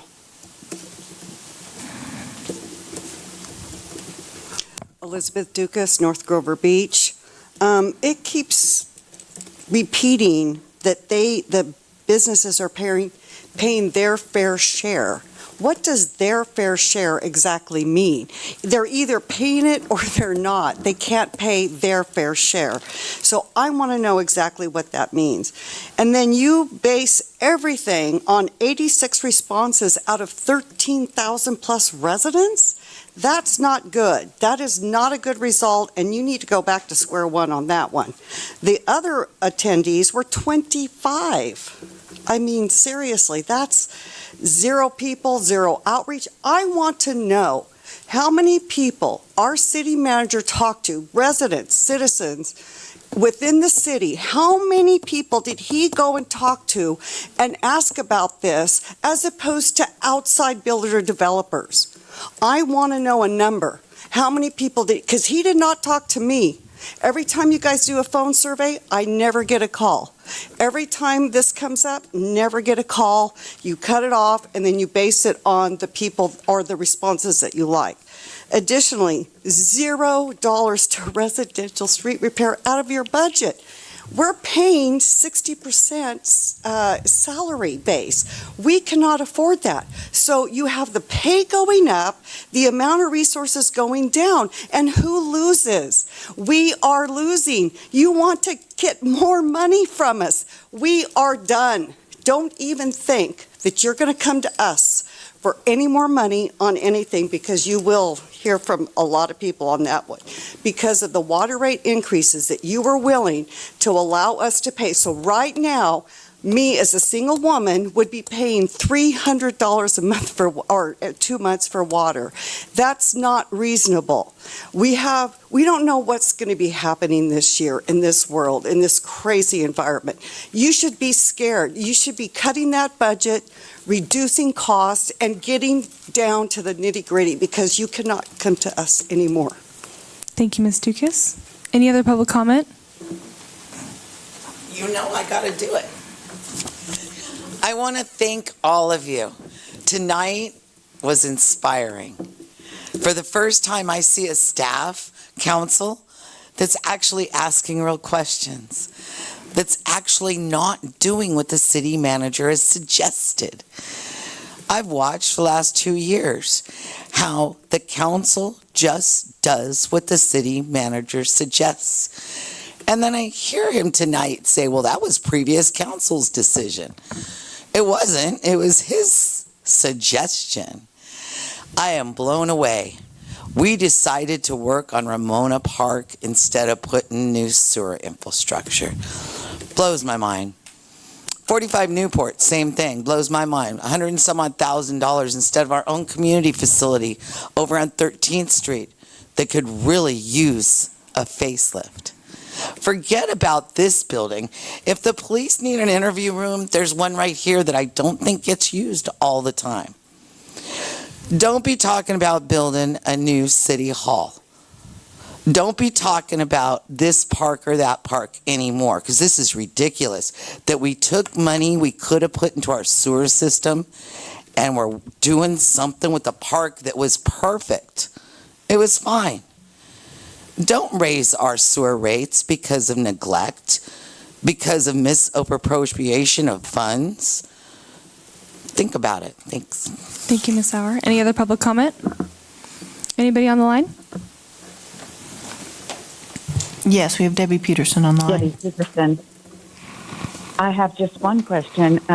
There was a point in this presentation of goals that where it was stated that K14 would be, it seemed to imply, would be covering the cost of both arterial, which are the major streets, and residential streets. And I would like to have the council confirm that we will not be using funds for residential streets on any other streets except our residential streets. Thank you. Thank you. Okay. Anybody else on the line? Okay. I will close public comment. Back then, I remember there was a phone survey. How much did that phone survey cost? In 2023, we paid about $18,000 for that survey. We do that every 2 years because it is costly, but the city's practice has been every 2 years we do the more comprehensive, statistically significant survey of the city. And what is that sample size? At the time, I believe it was 400 and something. I don't know the exact number, but that was their statistically significant sample. In fact, it was larger than what they thought they needed. They thought they needed more like 250 responses. Okay. And it when we look at a sample size, it referred to ages, gender, household sizes. It did, yes, Okay. and matched the demographics of the city. Okay. And, okay, I wanted to ask that question about the phone survey. And then the CDBG grant, I'm sorry we keep talking about this, but the CDBG grant, the money that we received was for the second or third phase. Is that correct? And the first phase is the playground. So there's a question about money towards the playground. Yeah, the money that we've received has been for phases 1 and 2 of that Ramona Park project, which are for the playground and special event space. That was identified by the council in 2023, I believe.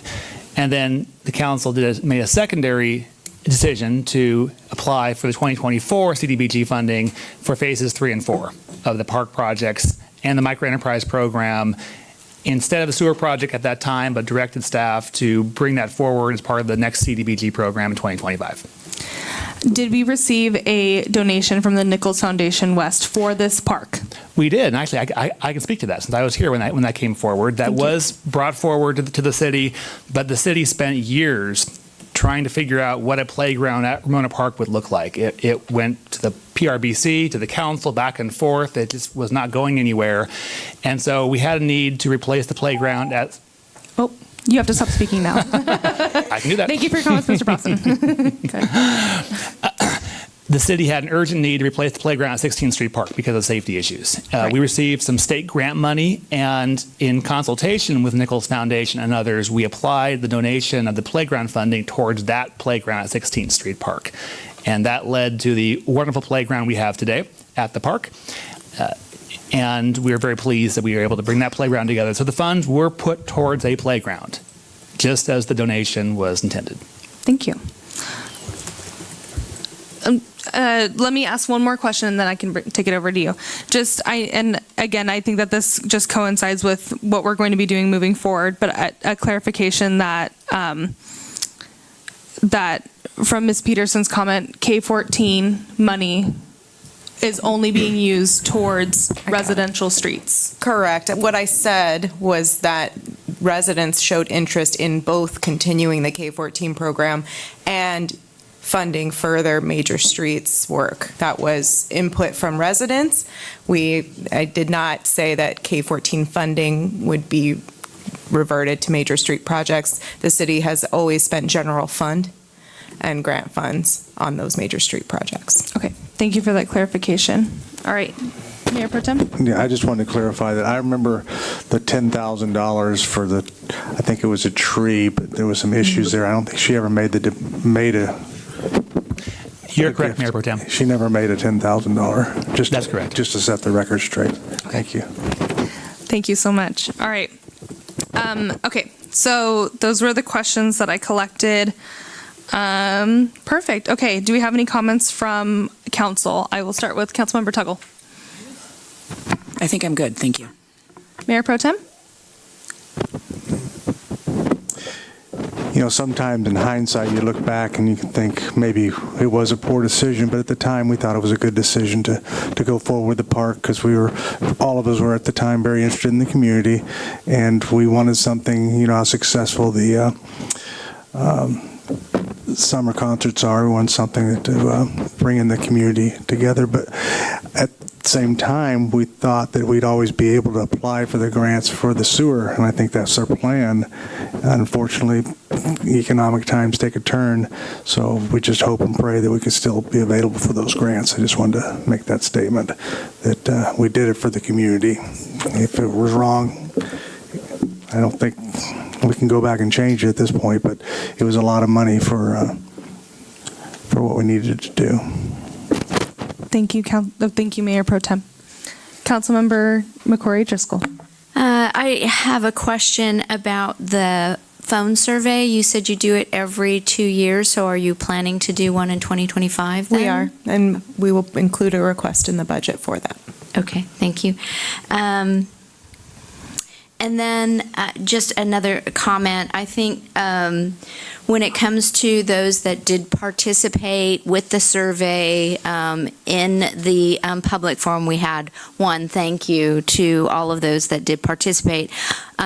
We have our public comment period here, but we also have public comment at our meeting on March 3rd. And just for anyone listening, that's the time to share with us what you deem is important. Again, all of our email addresses and phone numbers are on the city website. I don't think we're finished as far as council people listening to what's important. The more information we have, I think the better job we will do on March 3rd.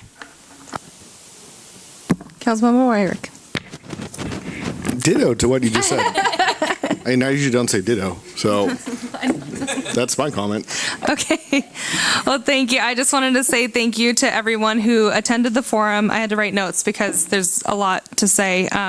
I attended the forum and everybody was there. I really appreciate, I know that we all have really busy lives. And there were some people who weren't there that really wanted to be there. But again, we have busy lives, families, emergencies. So I appreciate the people who are emailing us, calling us, sending us letters, telling us what they want to see in our community. I also appreciated the staff report and their input because they are the ones who sit here and speak to our residents when they're paying a bill or whatever else is, they're going in and asking a question. I really appreciated that staff input as well. But I wanted to talk on the broad goals really quick because I remember at the forum, one person, we had all these goals set up and then you had to put the sticky dots on the goals and you only had 6 sticky notes and there were like 25. No, we were even meaner. We only gave them 4. Only 4. See, and this one person said, well, they're all important. I can't just choose 4. And that's really the truth of it. Public safety, streets, they're all so important. So when we look at this, to take really, a lot of consideration into what we're choosing for the next few years. And I think that we were voted to represent you, so let us represent you.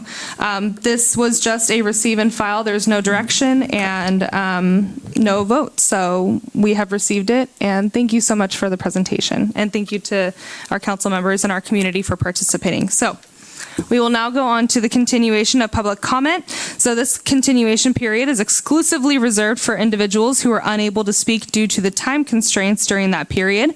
Individuals who already addressed the council during the initial public comment period are not permitted to speak during this continuation period. Each speaker will be limited to no more than 3 minutes. As with the initial period, the council will listen to all communications but cannot act on or discuss items not on the agenda in compliance with the Brown Act. So I will now open this public communication period. Is there anybody on the line? All right, well then I will close public comment and we'll move on to our our council committee reports. I will start with Councilmember McCrory Driscoll. I have nothing to report this evening. Thank you. Councilmember Wyrick. Yeah, I just have one. For one of the new assignments for City Council was for the Community Action Partnership with St. Louis County, which most people know by CAPSLO, had our board of directors meeting last Thursday, February 20th. And basically, they had a presentation as far as how different Head Start and the Universal TK program has been affected by things and the competitive nature of actually for their staff on competing with school districts too on different compensation packages, raises, et cetera, to have to be competitive to have staffing. So they kind of went over their program as a whole.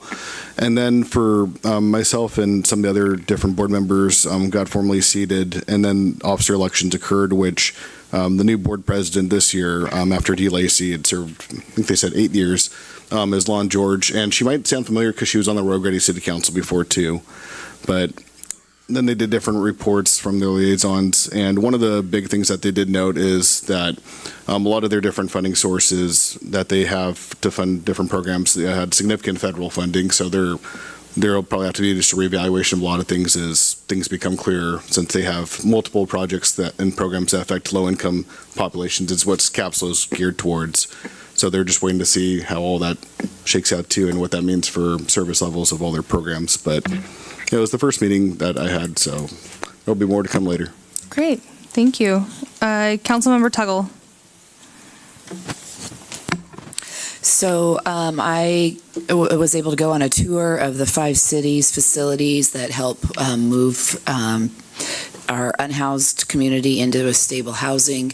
That was the first meeting I'll be having with the director prior to the HSOC planning meeting on March 19th to better help me advocate and share the perspective of how grants and funding come through the county to our specific city.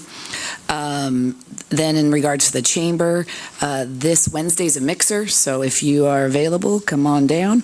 And then I'm super excited, the chamber is doing a Grover Beach business meetup at 8 o'clock at Ramona Park. So if you own a business or know somebody that owns a business, it'll be a great opportunity to network. I'm looking forward to being there. Okay, Mayor Pro Tem? Thank you, Mayor. I just had one meeting with the IWMA Integrated Waste Management Authority, and that was on February 13th. We're completely in our new building at 555 Churl Street, so the building on Oso Street is available for sale, for purchase. It's a very nice building right next to the courthouse with parking, and I think it's going to be it could be a residential. It's a residential built house, basically, but it could be a nice office. But if someone wanted to move into it, they could certainly do that. Also, we had an engaging with the waste characteristics in March of 25 this month, and what that is the waste characteristics study aims to assess the performances of the IWMA and its member jurisdictions and waste diversion programs and compare them to other areas in the state.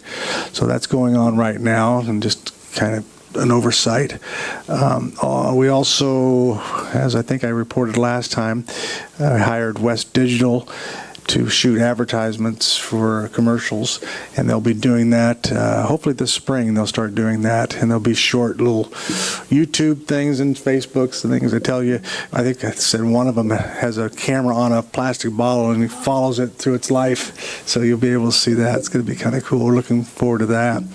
And AB 2440 was passed by the legislation, and that's basically battery stewardship, and you have to in simple terms, it just aims to create a more organized and effective system for recycling batteries in California, and it requires the producers to take responsibility for their products and ensure proper collection and recycling practices. See, also, we're still looking for, we just started looking for the new CEO, as Peter Cron is retiring, and we hired Peckham and McKinney, and our timeline is start opening recruitments next month on the 9th, and hopefully we'll have a new hire by June of this year, if not sooner. And I think that was it for our meeting. Oh, we have an orientation tour to tour the landfill and such like we do every year, but we got rained out, so that was postponed. We'll have to do that hopefully soon. That was it. Thank Okay. you. As for me, I didn't have any of my normal assignments, but I was the alternate for the Coastal Rail Coordinating Council, which that met in Santa Barbara last Friday. And we went over and this includes all counties, so it's Ventura County. I always forget how, there's so many of us there. It was SLO County, Monterey, Ventura, Santa Barbara, and Santa Cruz counties that all come together and talk about our rail or our trains. So we received the 2024 California State Rail Plan. Caltrans talked about their rail programs, received the state-supported corridor updates. We discussed the near-term vision plan for the Coastal Rail Coordinating Council, and we received information on the Ventura Santa Barbara morning train opportunity, which I guess has been a long time coming. So that was great to be a part of that and get updated on that, since we have a beautiful train station here. It was really cool to see how we all connect. So that's it for me and my committee reports. So we will move on to council communications. Councilmember McCrory Driscoll. Just two quick things. I was also able to tag along with Councilperson Tuggle to tour the Five City Homeless Coalition and the shelters and was extremely impressed. Was also able to meet with a board of directors later on the week and made sure to give high praise to the great job that Jana Nichols is doing. And I was sat in on a meeting with Senator Laird last week on a specific project, but he was very gracious in sharing some information with us about state funding, federal funding, how it all ties together, the questions of federal funding that comes down to state funding that we might not realize it's not state funding. So it was extremely educational, and I thank him for the time he devoted to our conversation. And that's it. Okay. Councilmember Tuggle. I've enjoyed getting to connect with individuals and groups in our communities. It was a really nice opportunity to go to the park party at Ramona this weekend, as well as the repair shop. My kids actually didn't get their stuff repaired because it was too long of a wait, which is a good problem to have. But that's cool. And in meeting with diverse groups, lots of ideas are starting to percolate and give me different perspectives on things. And I think that I don't want to speak specifically on those yet, but except for one person did say Beach Boulevard instead of West Oak Park. I don't hate that idea, but I get a lot of ideas, so we'll sit with them for a while. Right? I'm going to Beach Boulevard for dinner. I like that. And I've been walking around Letters, trying to get a block or two a weekend. And then I wanted to thank the directors for taking the time to meet and do an introduction. And the city manager and the assistant city manager, I feel better equipped to dive into these conversations with the background that the police chief, the fire chief, the community developer, et cetera, have all took their time to pour in their information to me. So thank you. Thank you. Councilmember Wyrick. Yeah, I did want to note something in case someone happens to be watching that's affecting this, is because as we noted during our beginning of our meeting, there's a little power outage that was occurring. So PG&E did note that earlier tonight that it affected in Grover Beach 3,098 customers, and apparently recently not only affects 305 customers between Farrell Avenue and Rockaway Avenue and east of South 8th Street, and their estimated time for full restoration is still 10:30 p.m. So if people in those areas are affected it too, that's just kind of the official update on that situation right now. Thank you. Mayor Pro Tem. I had gone to a friend's birthday party Saturday, but also had the Boys and Girls Club. Thank you. I went to a friend's party, so I was late going to the Boys and Girls Club Saturday at the Vets Hall, which they had a fantastic fundraiser, and Jay Johnson was honored. And the reason I mentioned the other thing is because I'm not sure what he was honored for. We were late, so I apologize. Do you know? Yeah, Cliff? he donated. He's made a large donation. Yeah. It's their changemaker award. Okay, thank you. So I apologize for that. But it was a great fundraiser, yeah. It was a good turnout. And it's always a great organization to donate to and be involved with. Also, the Exploration Discovery Center, speaking of great organizations, are having the water reclamation program education on April 20th of next month. So if you can make it over there, they're giving away 55-gallon barrels for the first 10 people.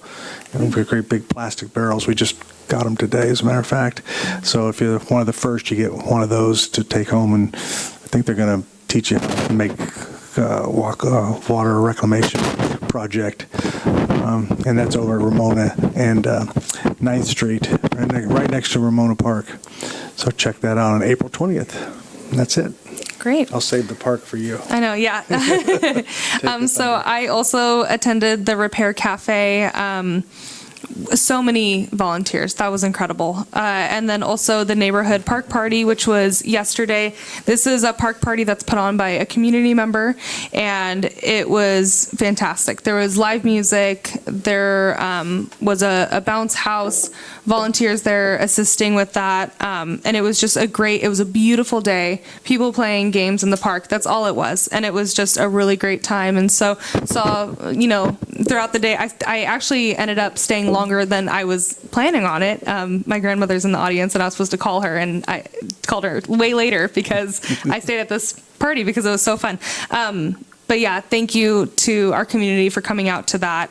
And again, my office hours are on the third Saturday of the month from 9 a.m. to 11 a.m. Right now they're at Dulce, and they will be changing to Grover Station Grill here in the second quarter.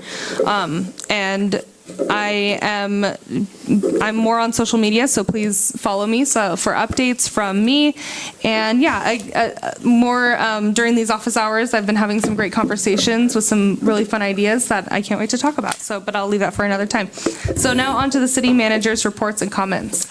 Given the hour, no update tonight. Okay, city attorney reports and comments. We have closed session. Okay. All right.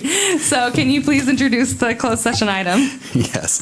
So it'll be conference with legal counsel, anticipated litigation, significant exposure to litigation pursuant to paragraph 2 or 3 of subdivision D of Government Code Section 54956.9, 2 cases.